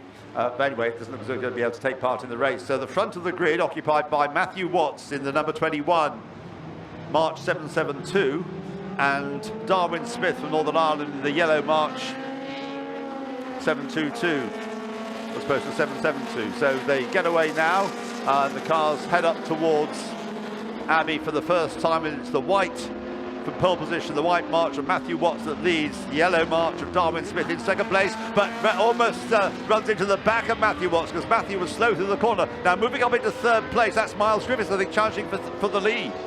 Yes, they've all concertinaed up, and as you say, Miles Griffiths has got the lead at Village, went right round the inside there and took the line for the lead, so he leads from Martin O'Connell in second place. Third place is Andy Smith, and fourth is the white and blue car from second row, Martin Stretton.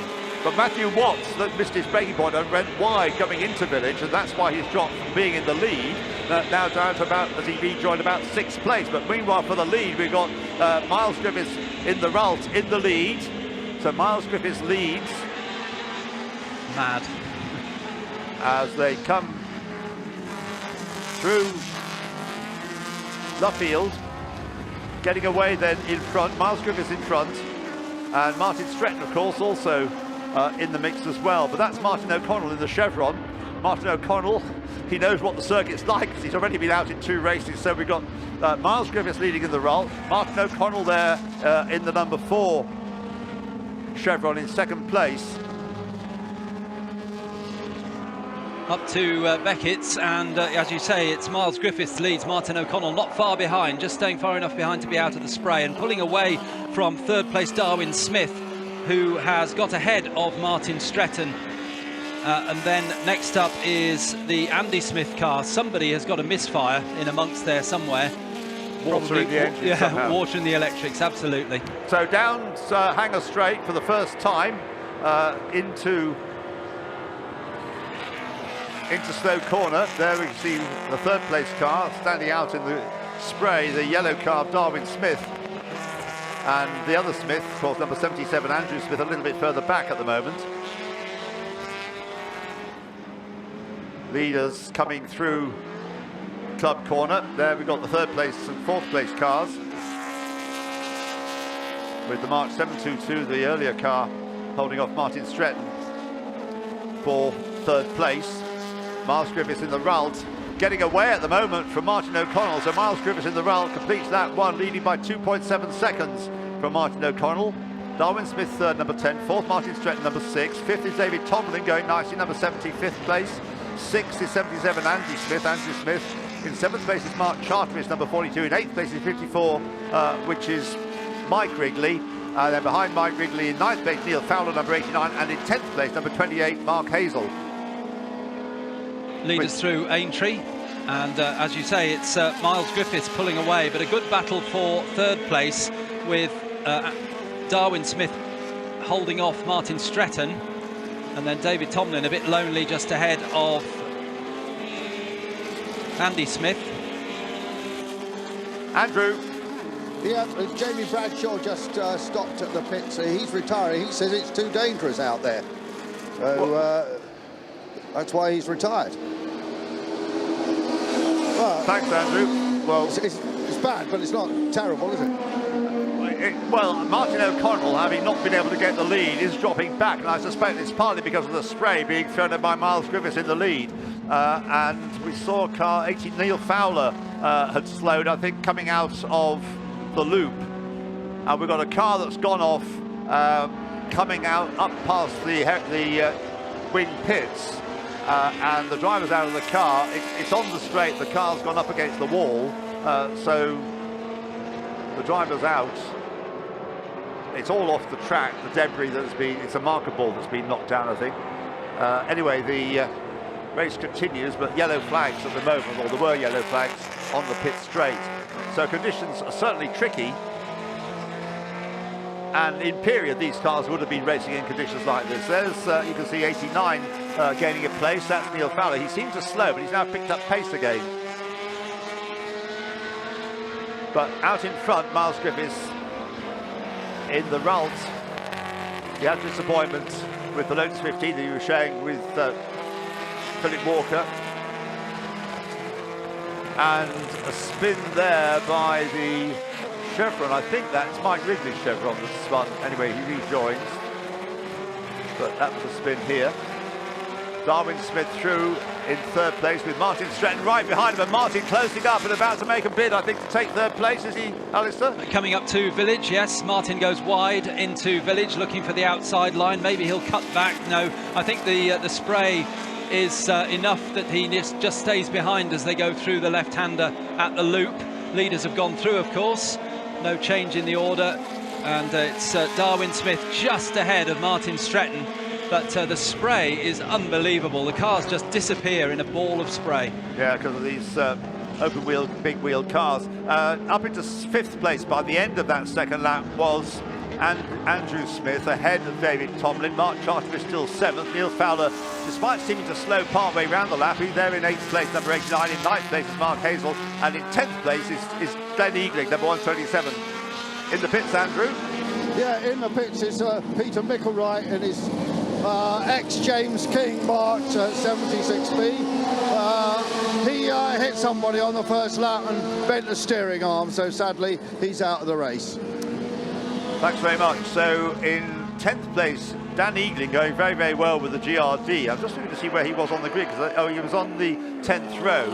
So he's gained 10 places already, and he may gain more. Dan, a very experienced, despite being a relatively young driver. There's Darwin Smith in the yellow March 722.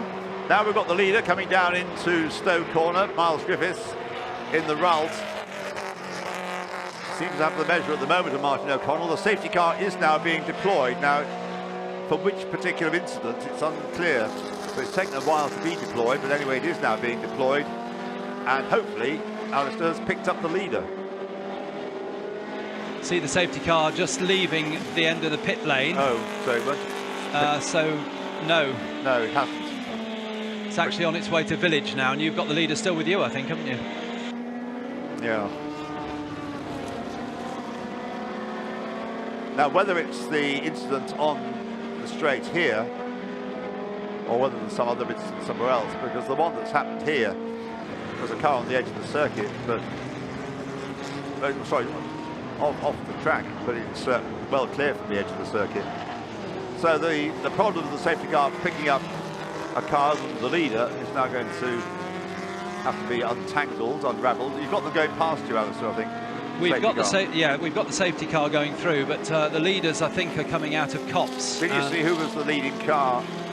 Oh, they're being let past, but the safety car's letting them waving them through now. That's right. They've, I think they decided to send the safety car out slightly early, just to be sure of getting the leaders. And by the time they get to Brooklands, I think you'll find it'll all be sorted, and the leader will be immediately behind the safety car.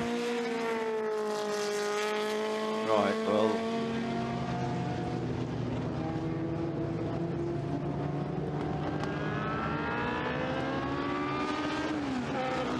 Now, what's happened to Martin O'Connell then? Because there is the leader, and there's Darwin Smith, who seems to have got ahead of Martin O'Connell, actually. Not quite sure how that was possible, but that does seem to be the situation. And this is the car that has gone off. I mentioned previously that has gone off on the straight. The driver's out of the car. It's the one that, but can't see the number of it, but will do in the recovery process. Well, the race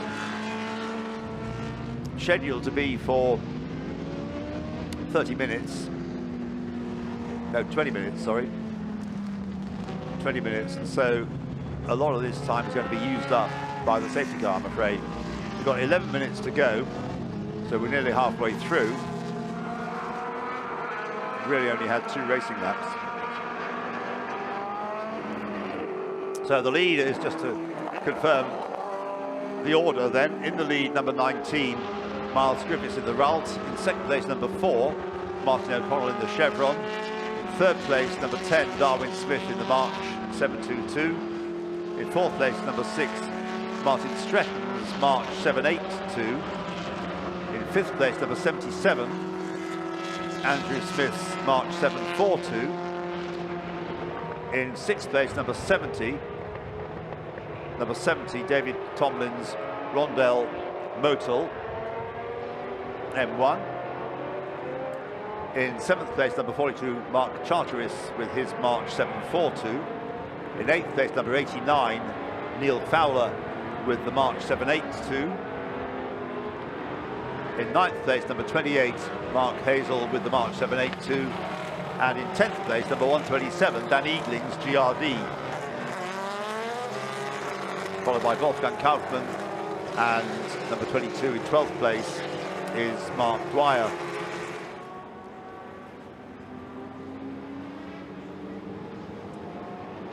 Well, the recovery's been very effectively completed by the marshals, as you'd expect. And with all the debris, such debris as there is left on the grass, hopefully they'll be able to resume the race now. No, they're not. They're going to do another safety car lap, which is going to take about 3 minutes or so, which means we're going to be left with about 5 or 6 minutes of racing time.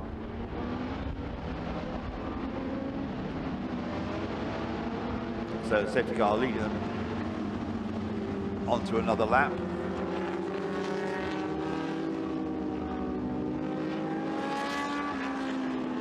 Obviously no change in the order because they're all stuck behind the safety car. I'm just looking down to see where they are. Matthew Watts, who went off on the first lap, starting from pole position, car number 21. At the moment he's down in 17th place. Good close-up shot there of the leading Ralt. Not many of these Ralt RT1 Formula 2 cars were made. Some of them were run by Ron Dennis before he took up a job with McLaren. And then he replaced them with the Motul Rondell, such as David Tomlin's car. And had some pretty good drivers driving. In the Ralt in particular, they had Eddie Cheever was one of the drivers, qualified on the front row of the grid here for the International Trophy 1 year, when he was still a teenager, Eddie Cheever, the American driver. So that's the number 19 car. This isn't one of the ex-Ron Dennis cars. Martin O'Connell's Chevron there in second place. So Darwin Smith seems to be keen on finding out how much grip there is on the off the line, as it were, for when the race is able to get underway again, which hopefully will be next time around. unless there's some other. You can't see any incidents, Alistair, out of your box. No, nothing round. No. Nothing this side at all. I think the story with our pole position car, Matthew Watts, is that he's just gradually been dropping back, and I do wonder whether he's the car with the misfire, because he's consistently been losing places each lap. Or alternatively, it could just be the conditions. He's not comfortable with the wet. Well, certainly he lost the lead coming into a village on the opening lap by running wide, going wide, and then rejoining after missing out the bit of the loop, putting across the grass. So that wasn't the misfire problem. That was braking too late. But after that, he may be struggling. Yeah. Safety car coming in at the end of this lap. Lights out already as they make their way down towards Stowe Corner.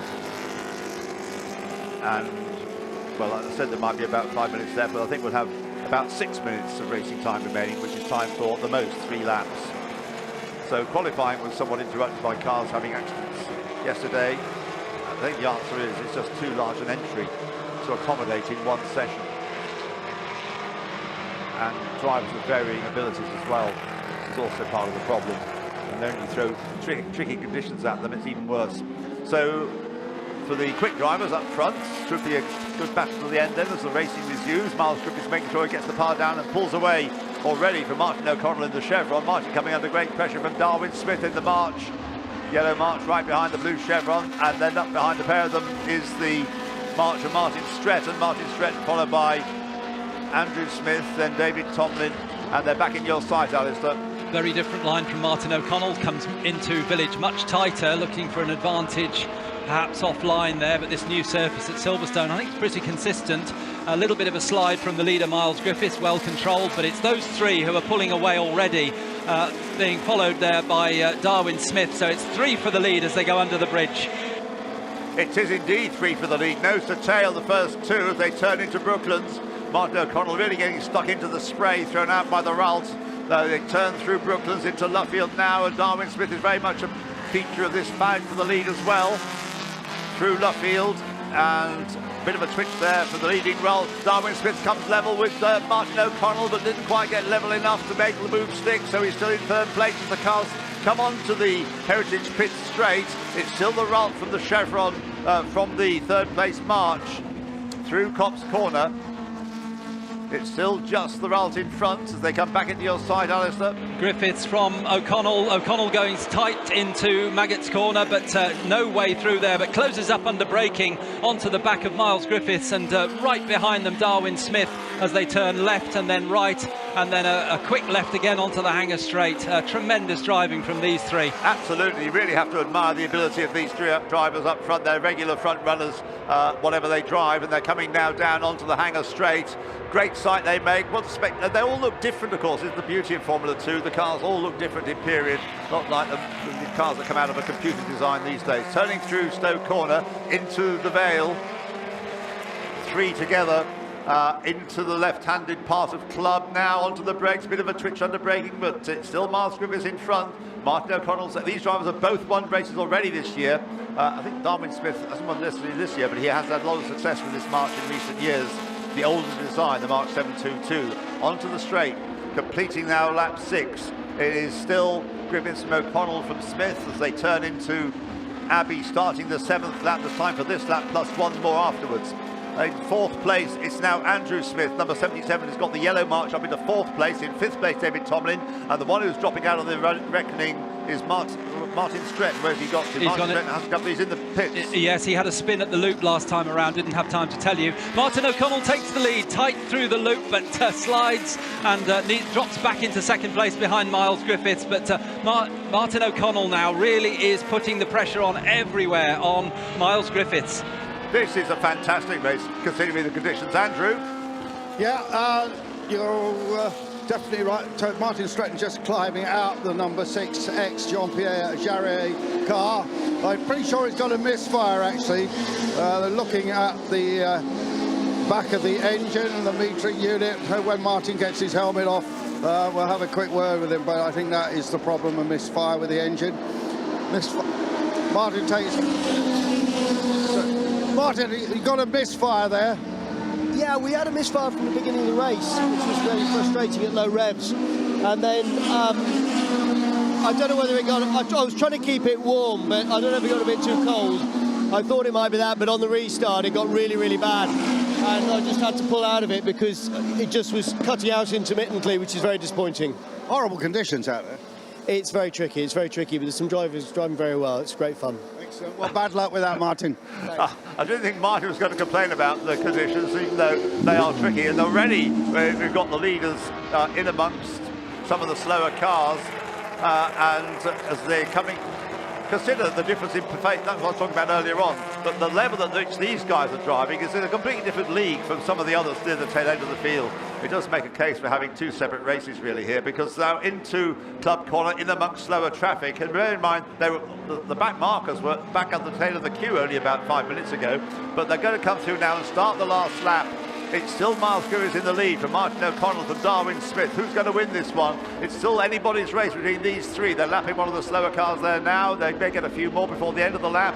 And Darwin Smith dives down on the inside of that Brabham BT30. I think that's Luciano Arnold car. It is number 3. So the three leaders back with you for the final time, Alistair. Up towards Village, and Martin O'Connell switches sides. He was on the inside, he goes to the outside, gets a little bit of a slide under braking, but gets away quicker from Village, and now looks to come alongside as they go into the loop. Through the left-hander they go, and Martin O'Connell takes the lead on a big sideways moment, but he's got through into the lead ahead of Miles Griffiths, Darwin Smith behind. But Miles tightened this line coming out of the corner. He's got back in front, so Miles Griffiths is back ahead, and Darwin Smith makes it 3 abreast as they come down the Wellington straight into Brooklands. But in fact, the order remains Miles Griffiths, Martin O'Connell and Darwin Smith. But what a race this is, considering the conditions. In the dry would be wonderful, in the wet it's even more remarkable. Absolutely at the top of their form, these three. And as they come out of left field, it's still Miles Griffiths in front. Coming level with him again is Martin O'Connell in the chevron, and Darwin Smith there with the slipstream in the yellow mark. The three of them through. This is a brilliant, absolutely fantastic driving from these three. Down towards Cobb's Corner, it's still Miles Griffiths leading from Martin O'Connell in second place, and Darwin Smith there in third place. The rest, there's many of them, don't really matter. Up towards you they come for the final time, Alistair. And Martin O'Connell spins coming out of Cobb's Corner. He's managed to keep the car out of the wall. He's spun he's hit the wall right at the end. 720-degree spin. That leaves us with Miles Griffiths leading from Darwin Smith, who backed off for Martin's spin. And Martin O'Connell gets going again. I think, unless he's damaged the car, he'll get 4th place. Yeah, because Andrew Smith's gone through, hasn't he? So we've got 2 Smiths, unrelated Smiths, going to be on the podium then. Down towards Stoke Corner for the final time. It's a shame it ended with a spin, but it's hardly surprising given the conditions. Even the best of drivers are going to be caught out by something. So it is, they were trying so hard, and now Miles Griffiths can relax just a tad as he turns into Club Corner for the final time. Makes up for the disappointment of the Lotus in the earlier race. Here he comes then, up to the checkered flag. Miles Griffiths in the Ralt wins a tremendous race. In second place is Darwin Smith. Third place is going to be Andrew Smith. Not the next car through, but there is Martin O'Connell in the Chevron. He did just touch the wall, as Alistair said, but there doesn't look to be much damage to the front of the car. But he takes 4th place, because, yes, we didn't actually see him across the line, but there's the yellow mark there, as we see it now, of Andrew Smith, that finished in 3rd place. Martin O'Connell 4th. David Tomlin, the Motul Rondell, finished in 5th place. Neil Fowler came up into 6th place. In 7th place, Wolfgang Kaufmann. Dan Eagling made in 8th place in the number 127 GRD. 9th, Mark Dwyer. 10th, Mark Hazel. It's all the marks here. Dwyer, Hazel and Chardris in 9th, 10th and 11th places. And in 12th place, number 144, Philip Hall with his march. Fastest lap went to Martin O'Connell. And they deserve huge rounds of applause for that. It was magnificent racing, absolutely magnificent. Formula 2 racing at its very best. Still cars coming through to take the flag. All the front runners in Class D. Class A, which is the class in which Robert Simac normally races, is not going to be won by him. I think it's going to be won by Martin Bullock in the Chevron B17C. And Class B will be won by number 441, Mark Mercer, with his March 73B Formula Atlantic car. We go through the top 10. So first, Miles Griffiths, second, Darwin Smith, third, Andrew Smith, in fourth place, Martin O'Connell, fifth, David Tomlin, sixth, Neil Fowler, seventh, Wolfgang Kaufmann, in eighth place, Dan Eagling, ninth, Mark Dwyer, 10th, Mark Hazel. And Alan is now ready with the podium. We certainly are ready. The presentation for our fourth race of the weekend at the Silverstone Classic, the HSCC historic Formula 2 race. And what a race it was. Let's give the drivers, as we get them onto the podium, a hearty round of applause. Third place, number 77, Andy Smith. Well done, Andy. Congratulations. Over to the far end, if you please. He takes the third step of the podium. In second place, no relation, number 10, Darwin Smith. Well done, Darwin. Congratulations onto the second step of the podium. And fending off a huge amount of pressure, number 19, Miles Griffiths is our winner. Well done, Miles. Congratulations. Gets a great round of applause from the crowd. Steph Crouch from the HSCC will make the presentation. First of all to Andy over at the far end of the podium, then to Darwin at this end of the podium, and then to our winner, to Miles Griffiths. He gets a garland of victory around the neck and a huge silver trophy. Well done to our winner, to Miles Griffiths, and what a race it was. Now, they pose all together with their trophies on the top step of the podium. That's it. You can bunch up together and smile for the cameras, of which there are many that are clicking away in front of the podium. And that is our podium, everybody, for a fantastic race in very difficult conditions for the HSCC Historic Formula 2. Well done, guys. Don't run away, because I think I might speak to more than one of you if I get time. But Miles, hop down if you would and have a quick chat to me. Absolutely super stuff, but boy, were you under pressure. Yeah, definitely. I knew Martin would always be difficult. But, you know, I think he dropped it on the last lap. I could see Darwin's yellow car in the mirrors the whole race, so it was a tough job. When the safety car was out, what were you thinking? Were you thinking, come on, I want to get racing? No, I was thinking, I hope the race ends under a safety car. Because the conditions were really not very nice, were they? It actually wasn't too bad. On the outlap, it looked really bad, but we seemed to clear a lot of the water off the racing line, so it was fine. Because that's our podium for race 4 of the weekend for the HSCC historic Formula 2 race. And what a race it was. Following Tiff's catch-up with Duncan Rabagliati yesterday, we thought we'd bring you a really exciting Formula Junior race from the Sunday of the 2011 event. It's a good one.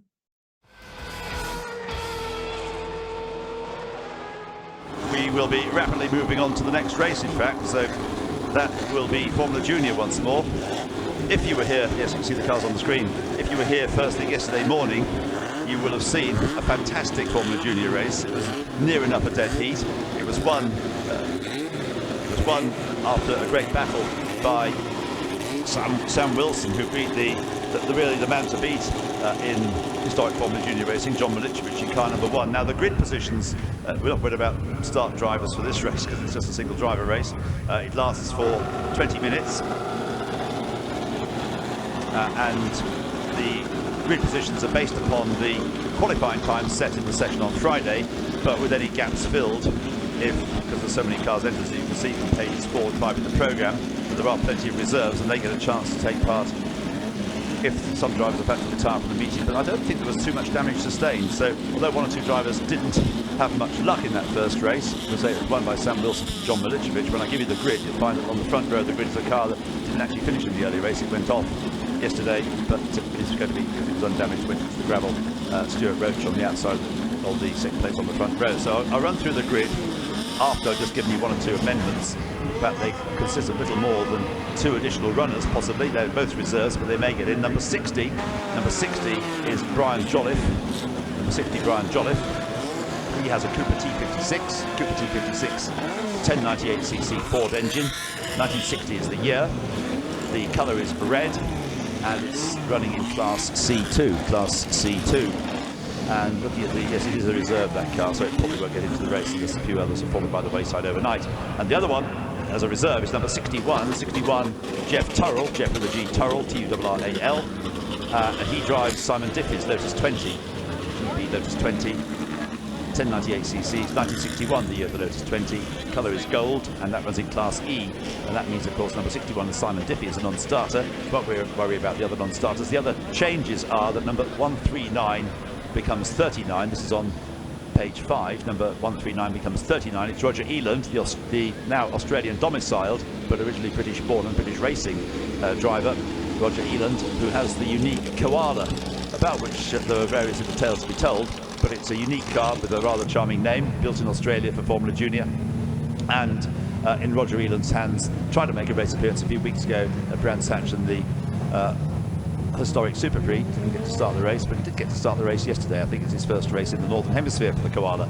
The grid then will line up like this, and it'll be a rolling start. Front row 1 and 69, 1 and 69. The second row 68 and 51, 68 and 51. Row 3 83 and 53, 83 and 53. Row 4 80, 80 and 55, 80 and 55. Row 5 79 and 46, 79 and 46. Row 6 62 and 52, 62 and 52. Row 7 75 and 93, 75 and 93. Row 8 170 and 77, 170 and 77. Row 9 87 and 65, 87 and 65. Row 10, 56 and 153, 56 and 153. Row 11, 73 and 57, 73 and 57. Row 12, 72 and 89, 72 and 89. Row 13, 45 and 31, 45 and 31. Row 14, 5 and 14, 5 and 14 on row 14. Row 15, 11 and 188, 11 and 188. Row 16, 42 and 66, 42 and 66. Row 17, 25 and 39, 25 and 39. Row 18, 15 and 6, 15 and 6. Row 19, 88 and 70, 88 and 70. Row 20, 47 and 85, 47 and 85. Row 21 is 95 and 22, 95 and 22. Row 22, 99 and 23, 99 and 23. Row 23, 26 and 28, 26 and 28. Row 24, 16 and 125, 16 and 125. Row 25, 29 and 49, 29 and 49. Row 26, 12 and 41, 12 and 41. And the last two cars on the very full grid are numbers 18 and 43. 18 and 43 complete the grid. So the cars already making their way around, and one or two cars sitting in the pit lane, but the race about to get underway. So the cars coming out of Club Corner, a 20-minute race, as I say, and John Milicevic and Sam Wilson put on a tremendous battle in the race yesterday morning. Is it going to be the same kind of outcome today? The result of yesterday's race saw that Ben Sims in third place and Dennis Welsh came through to finish in fourth place, now in his Lotus 22. So as the cars go through, Abbey for the first time with John Milicevic leading, Stuart Roach in second place, and it's James Murray in the Silver Lola, which didn't go too well yesterday, but James Murray in third place in the Lola Mark 5A, heading towards you for the first time, Chris. Yeah, on the brakes on the way into Village, yesterday's race winner, not really making up any places at the moment. He's still there in sixth place. Sam Wilson, the top two then, turned their way into the loop for the first time. Magnificent sight. They're still streaming out of farms. Yes. It's just the size of the field. They're here. Still here. But it is the number one car that goes onto the Wellington Straight in the lead. John Milicevic pulling away now. He's got a really good run coming out of Aintree, and when you see him there, you'll see that he's already probably 4 car lengths clear of Stuart Roach in second. It's a huge field, but of course, as you so rightly say, if you get a lead like this, you're not the guy who's looking for the chap trying to go up the inside. You can drive your own race, and if you can get away like this, it makes all the difference. And he's extended that lead. It was on beautiful smooth into Brooklands, coming out again, coming round Woodcote here, and he looks to have the thing very nicely under control at the moment, but it won't stay like that, you can be certain. Well, slipstreaming in Formula Junior we saw yesterday is very much a possibility on the wide open spaces of Silverstone. Coming into Club Corner, John Milicevic has the lead. It's 3 abreast. It isn't just no, it's 2 abreast. Stuart Roach in the Alexis in second place, being challenged by James Murray in the Lola as they're coming towards you there for the first time at Beckett's, Chris. Yeah, coming out now of Coxdown towards Maggots. The race leader is clear. Milicevic doing a stunning job here, trying to get this winning streak back on track. Second, third and fourth, though, nose to tail. James Murray is coming under attack, though. He's on the attack, but he's also got to defend, because up to fourth place has now come yesterday's race winner, Sam Wilson, number 53 car. The bright green helmet shining, so he's picked up 2 places at this half a lap as they go on to the straight. Ben Sims having a big sideways slide there in the Elba 200. He was the class winner. In fact, Ben finished in third place in the race yesterday, but at the moment John Milicevic is making good his escape as Roach in the Alexis is challenged on the inside line there by the Silver Lola of James Murray, and round the other side goes to Sam Wilson. Sam Wilson, yesterday's winner, goes round the outside of a couple of cars and takes second place going into Stone Corner. Now can Sam close that gap down to John Milicevic as the cars go through Vale for the first time and head into Club? So it is John Milicevic leading, but Sam Wilson really fired up from yesterday's win. Looks as though he's trying to have a go at doing the same thing today. That was a mighty move, wasn't it, to go past 2 quick cars, the Lola of James Murray and the orange Alexis of Stuart Roach, who's trying to get third place away from James Murray as the cars come up towards Abbey for the second time. So it's Lewis leading. He is being caught by Sam Wilson. Hand over fist, he's being caught by Sam Wilson. And we've got 4 cars, including Chris Drake in the low line Elva 300, contesting third place into your sight for the second time. Lap 2, Chris. Absolutely, the gap coming down between the top 2. Real battle going on here for 4th place as well as they chop and change positions, and the top 2 come through now.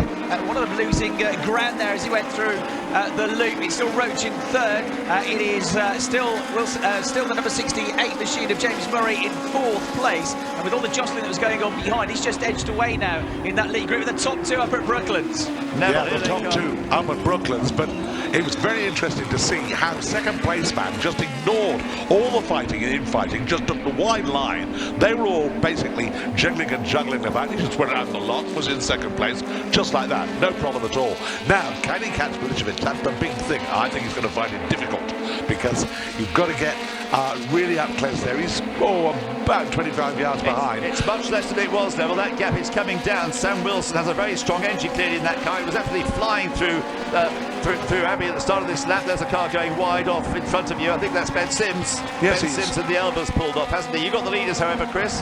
Yeah, just coming out of Kopp's corner. Well, John Milicevic must have had a good run through Kopp's because the gap's just opened up slightly again. But as they come down into the braking zone for Beckett's, it comes down once more. Roach hanging on to that 3rd place, still just about from James Murray as they filter through in 3rd and 4th, out through Chapel Low onto the Anchor Straight, and the gap starts to come down again between the top 2. Absolutely, they're almost together now, aren't they? This is where the slipstream really takes over. So John Milicevic under challenge there from Sam Wilson, who goes to the outside line as they go to Stoke Corner. He got second place at this corner on the previous lap. Is he going to get the lead on this lap? The car's taking around and bringing around the outside. Fantastic piece of driving there from Sam Wilson, but John Milicevic comes back. They enjoyed yesterday's race so much, they want to do it again, and they're straight away into it. They're side by side through Vale into Club. John Milicevic has been passed there by Sam Wilson. Sam Wilson in the dark green Cooper then leading. They're similar cars, these Cooper T59s from 1962 with Ford engines, and as they go over the line at the end of lap 2, then it is Sam Wilson who now leads, coming up towards Abbey, starting lap 3. John Milicevic in second place,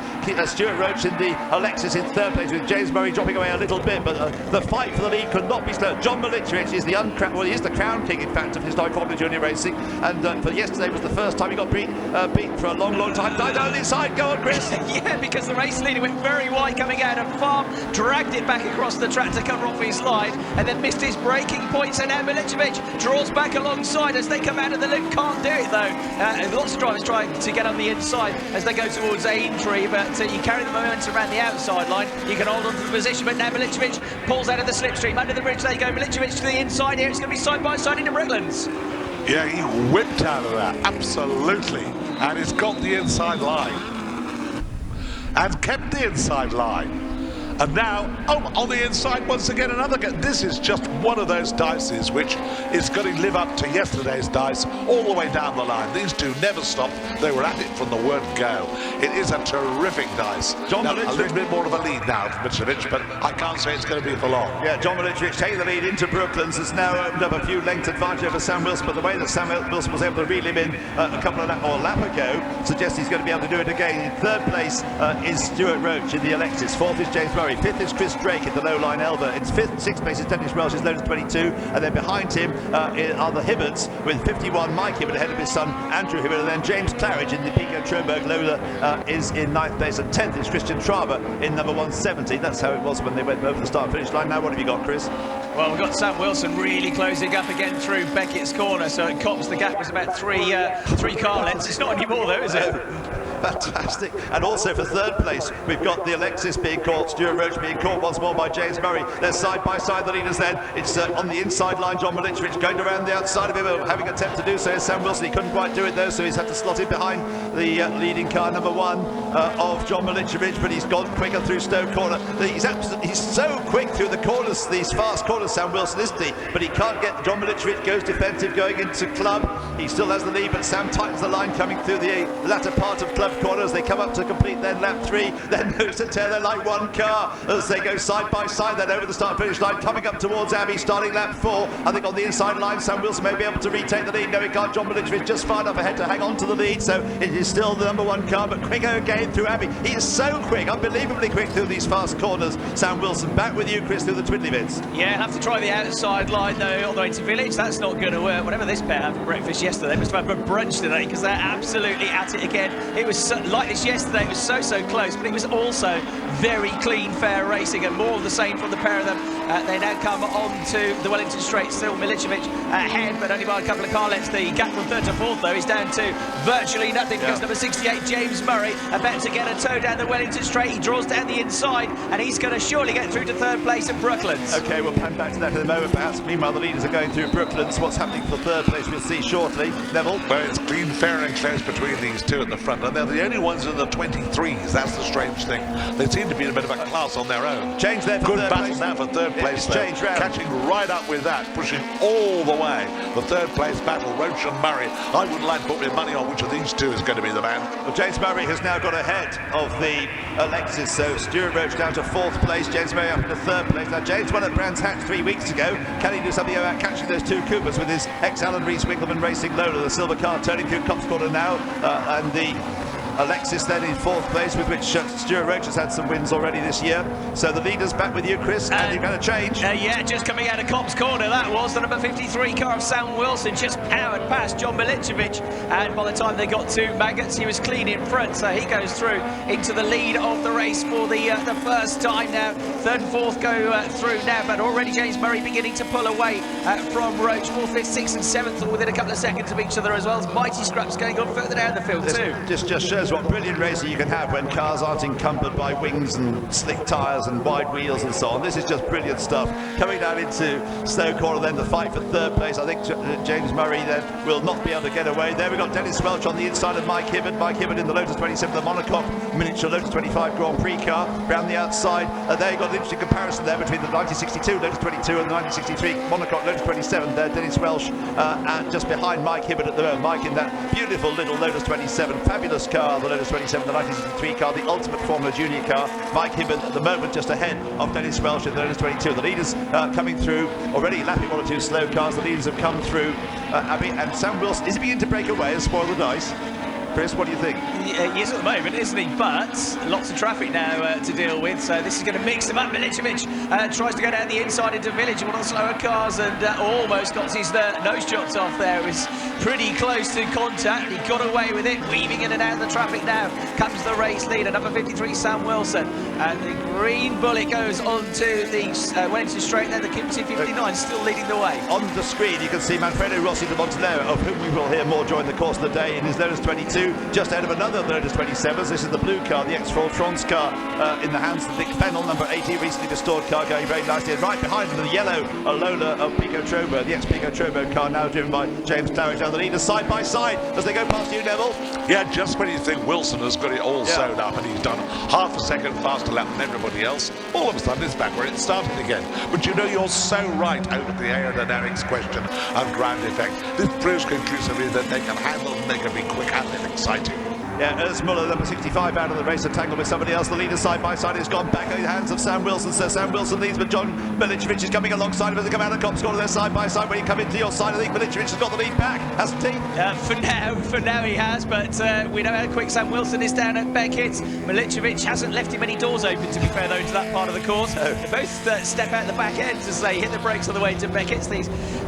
These machines, these historic Formula Juniors, moving around a little bit, still nose to tail as they now head towards Chapel, and this is where Wilson is very strong down the Hanger Straight. And ahead of them here you can see the Italian Formula Junior car at the Stangalini, I reckon that is, about to be caught, Gordon Wright's car. Side by side they are. Sam Wilson has the inside line, John Milicevic sits on the outside line, and notice there's no cutting up and there's no barging and pushing and squeezing going on. Totally fair racing.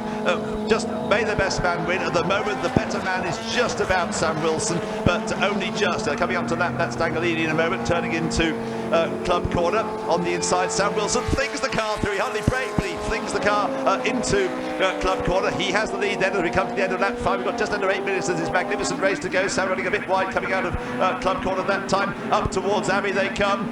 the BMC there just ahead of them. Oh, an Elva it was, in fact, an Elva about to be lapped, the front engine Elva. And as they pick their way past them, the Gemini is there as well, the red Gemini. And they're nose to tails, they are back at your side. Could be a change of lead again, Chris? Yeah, it could be, but there's yellow flags to deal with on the way into Village, so they shouldn't be if they get to this part of the course. You mentioned 65 Urs Muller going off in the Lotus. The other one that he tangled with was 87 Andrew Wilkinson in the Cooper T59, so they should hold station through here. They do that. Milicevic going on to the Wellington Straight now, but it's a green flag zone from here on in, and Sam Wilson tucking up, getting ready once again to pull out of the slipstream at the last second. He does now. He goes left on the inside to Brooklands. Will he go through? It's fascinating, isn't it? Absolutely fascinating. Totally. The last of the late breakers, well, there's nothing in it. I don't care whether you're outside, inside. I'll have a crack. Now, on the inside, now that was a very nice move there by Milicevic. He took the inside line, came out and kept it. And while that's going on, Wilson's sort of holding a watching brief behind. He'll be thinking, well, Copse is my next chance. Yeah. I'll sit right behind him now. Shall I go outside or shall I go inside? One way, then the other. That's right, Neville. He goes on the inside and takes the lead back. And this is real racing. This isn't just playing with each other. This is proper racing. And there's no rough and tumble. There's no pushing and shoving. It's totally fair racing. This is what motor racing is all about. They're back with you, Chris. Yeah, and with the Wilson car just ahead this time. Gets a little bit loose as he goes through Adam Baggett's into Beckett's corner, but pulls half a car length clear. Immense concentration from these two drivers. They know the slightest mistake, the other one's going to pounce, but you also sense they are totally enjoying themselves out there. And you know that John Milicevic, he's won so many historic Formula Junior races in this car over the last few years. Sam Wilson's only been racing for a couple of years and is really driving magnificently this weekend. As he comes into Stoke Corner, he has about 2 lengths lead as Manfredo Rossi de Montenero goes as a bucking Bronco in his Lotus 22. That's Manfredo, the Italian there, going a bit wide there. There's Chris Drake in the Elva, just being challenged by the number 51 car. That's a fight between Chris Drake, who leads his class anyway, and Mike Hibbert in the Lotus 27, the Elva just ahead of the Lotus, as the leaders will come into our sight in a moment, out of Club Corner, as we wait for them to appear, and a bit of a gap opening up, perhaps about 2 lengths as they come across the start-finish line, but I'm sure that that'll be whittled away again. So it's Sam Wilson who leads as they start lap 7. Sam Wilson leads John Milicevic, another back marker to contend with. Then in 3rd place, a long way back now, James Murray. What's happened to Stuart Roach? He's dropped back. He's got Chris Drake now in 4th place. 5th is Mike Hibbert. 6th is Dennis Welsh. And down to 7th has fallen the Alexis of Stuart Roach. And then the next one through behind Stuart Roach are Andrew Hibbert and Nick Fennell, with, of course, Manfredo Rossi de Montenero having dropped out of that. But the leaders nose to tail once more. Yeah, on the way into the loop, John Milicevic just had a nibble at the inside to try and squeeze through. That was always going to be a tall order, so again he had to back off to avoid getting his nose chopped off. That cost him a little bit of acceleration then as he went up towards Brooklands. It's a pure standard of driving, isn't it? Yes, this is just something that shows you just how this has developed now. Yeah. Clean driving like this is not something that you get out of a pot. You can do it or you can't. But Neville, this is how Formula Junior was, isn't it? In the 1960s, they drove like, you remember Denny Hulme against David Hobbs in the 1963 International Trophy? It was exactly like this. And this is how they drove in those days. It's not necessary to push people, squeeze people, barge people off the track. It's great close racing, totally fair, both respect each other, and there's Mike Hibbert having a go to pass Chris Drake. Well, in those days, if you did, you either hurt yourself or hurt somebody else. That's right. We saw some appalling driving in the touring car race here, one of the touring car races yesterday. And we've got Mike Hibbert there challenging Chris Drake and being challenged in turn by Dennis Welsh. The 2 Lotus together, the 27 just ahead of the 22. You got the leaders, Chris? Yeah, with Wilson just edging away at this stage. Nick Fennell's the latest to spin, and he got stranded on the outside of the loop. The marshals now pushing that one away, and it's still 55, I think. Chris Drake just clear of Michael Hibbert, so he's got himself some breathing space, but again that comes down to 0, that gap, as they hit the brakes and go through Beckett's. And that is Nick Fennell, the blue Lotus 27 out of the race, I'm afraid. The other Lotus 27 in the race. There's James Murray on the hanger straight, ahead of him, of course. And there's side by side of the 2 Lotus. There's Dennis Welsh coming up alongside Mike Hibbert as they come into Stoke Corner. Can Dennis force his way through past Mike? No, he can't. So the slipperier shape of the 27 keeps it just about ahead. And round goes Chris Drake round the outside there of Dennis Welsh to try and gain the place. Tremendous racing going on there. Just behind them all is the orange Alexis that started from the front row of the grid of Stuart Roach. So the leaders will come through in a moment to complete their 7th lap. They do so now. Sam Wilson just ahead of John Milicevic. We don't want to look at the time. We've got just under 3 minutes to go. So 2 more laps, I would say. The one they just started and 1 more after that. They're coming back towards you, Chris, for the 8th time. Just under 3 minutes to go. That's more than a lap time, thank goodness. It's a wonderful race, Chris. Yeah, we want it to go on as long as possible, though. It's been absolutely brilliant. Right now, again, Milicevic is late on the brakes on the way into the loop. He closes the gap there. That is where he's able to pull something back. But coming out off the corner, through Adrian onto the Wellington straight, it opens up once more with Sam Wilson now just about a car length clear. Then this battle for 3rd place. This is a real scrap that's going on. But that cap coming down, I reckon. So number 68, Murray, being caught now by 51. Michael Look at that! Diving down from way back, John Milicevic. What's happened, Neville? Just unbelievable. And it's still the same way. It's still Milicevic who's up front there. I'm just looking at the times. They're in the 2:22s, which is just unbelievable. Fastest lap yesterday at 2:27, but it was a slightly down track yesterday. It's totally dry now. Well, that was a move that I think probably might win him the race, because I think there was such a shock there. You know, you could do what? But Sam is so quick in the fast corners. That's what we've seen. So he hasn't got back on turns quite yet. And they've got traffic ahead, and so John Milicevic is the better into the tight corners on the brakes, but through the fast corners, Sam Wilson is absolutely extraordinary, his pace. Back with you, Chris, through Beckett. Yeah, fantastic. I never thought Milicevic was even going to think about having a go. It was nowhere near, was he, as he went up the Wellington but look at the way that Sam through Beckett has closed up again. Yeah, that is definitely one of his strong points. He's been quicker there all the way through the race, and now some traffic as well. They're going to be weaving this way, then that down Angus Straight. You can see some 3 abreast moments in a second here. All the front engine cars, I should say, are there in the middle of it all and weaving from side to side. They go one way, then the other. The Elba drivers don't know what's happening. Elba Dice going on for the lead. It is as they come down into Stoke Corner. It's still John Milicevic just ahead of Sam Wilson, and they'll have time for 1 more lap after this one. But we really want this race to go on all afternoon, all day. And they're going into Vale now. It is just John Milicevic from Sam Wilson as they go up to Club Corner. The 2 Coopers still together, turning into Club Corner. Coming out of it now, it's John Milicevic from Sam Wilson. Remember, Sam won yesterday by a tiny fraction of a second. How's this last lap going to... Here they go then, up past the pits. They're side by side, coming up towards Abbey. On the inside line is Sam Wilson. Can John Milicevic with him on the outside? Yes, he can. He turns in just ahead, but he runs a bit wide, loses momentum and has to ease off. And so he drops back and tucks in behind Sam Wilson. So Sam Wilson has regained the lead. They're back with you, Chris. And happily, the yellow flags have just been cleared. They've had some spinners, but they've been cleared out of the way.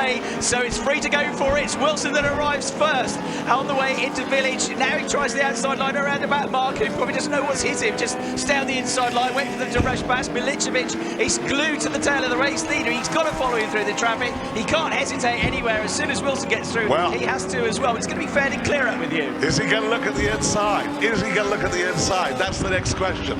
But this is thinking driving. They're outthinking each other half the time. That's what's so amazing. Now, he's diving down the inside, but he can't quite get his nose ahead. So he's going to come in, brake late again, right up to the back of him. There's a nice red back marker just in the way. Let's hope he sees both of them. Yes, he does, I think. They come out now, coming up towards me, past me, and this is still a wide open contest. Make no doubt about it. They are still thinking every foot, every inch of this race. Sam looks in his mirrors. Where's my mate? There he is on the outside, turning into Cobb's Corner. John Milicevic tries to go around the outside. He can't. He has to tuck in behind his fellow Cooper driver. They're side by side. He's quick around in the corner. They're accelerating up towards Magnus for the final time. They're level. They're level. Who's going to be ahead as he gets into Beckett? Is it going to be Sam? Is it going to be John? It's going to be Milicevic on the outside. They're wheel to wheel. How they didn't touch, I don't know. But Wilson just about squeezes through. He holds the lead of the race. It could not have been close, but they didn't touch. Milicevic has got now less than half a lap to try and close up. There's also a great scrap for third going on because Murray has got Michael Hibbert just a car length behind him. You're right, he has, but we're concentrating for the moment on that he is there. We're waiting for the silver car to appear at the back of the picture on Hanger Straight. Yes, it was James Murray just in third place, being challenged by Mike Hibbert in the Lotus there. The 2 Coopers then.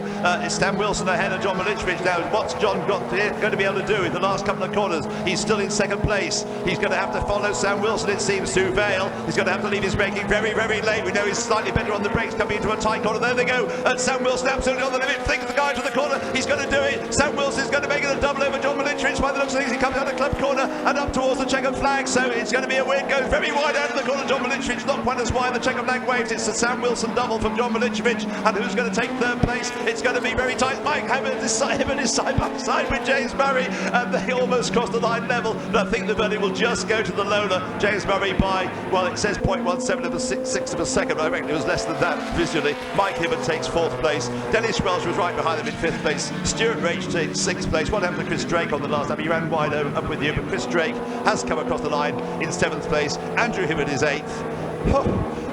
That's what dear old Pete would call a Silverstone finish. That was an absolute Silverstone tight finish. We had it in the Grand Prix for fourth place, but I think everybody give these two a tremendous, and everybody in the top six, but these two have put on two magnificent races. If you weren't here yesterday, take from me, it was even closer at times during that race than it was during yesterday's race, but the finish, Sam Wilson just had the slight advantage. And the great thing is, look, they're both happy, they're looking at each other, they both really appreciated that, and that, Neville, Chris, is what motor racing is all about, isn't it? That's proper racing between lovely little cars, and it's, I'm afraid it's what it was like. I say I'm afraid, but racing, Formula Junior, second division only to Formula 1 in the 1960s, is what, yes, all the crowd really appreciating that.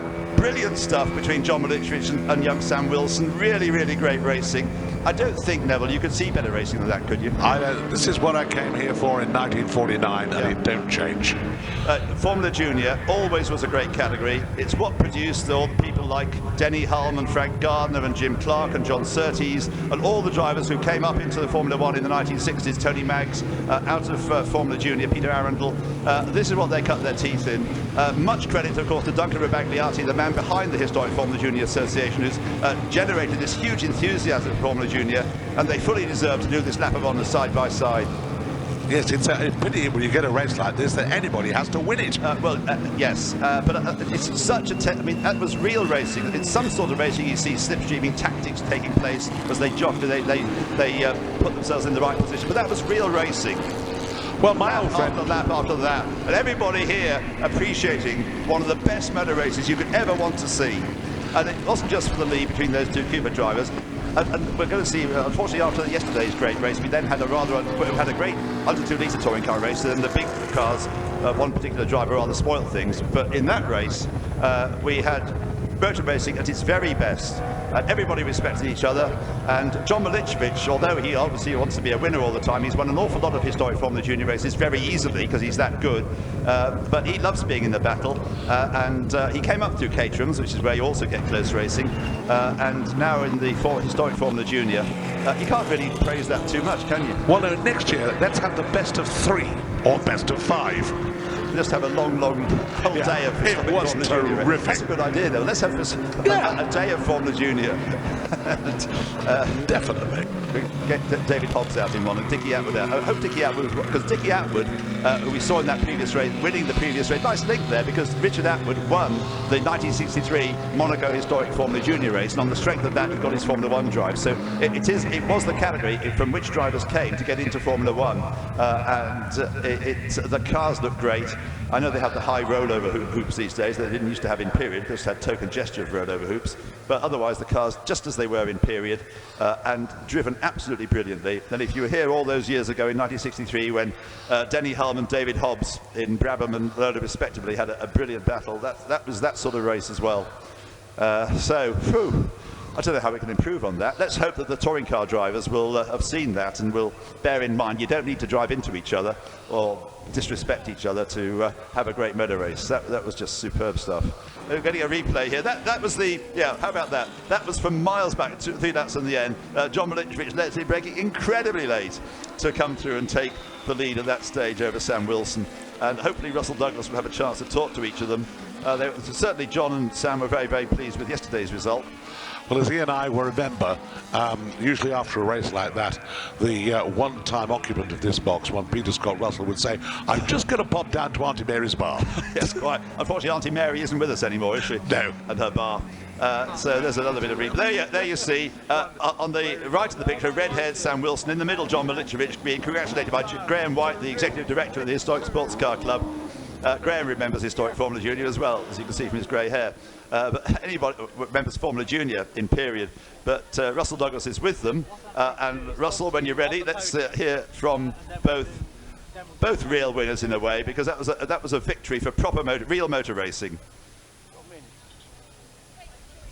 And are we going to have the podium first or a word first from Russell? We're going to have a word now with John Milicevic and Sam Will. Will the two of you join me up here so we can all see the winner? Sam Wilson in second place, John Milicevic.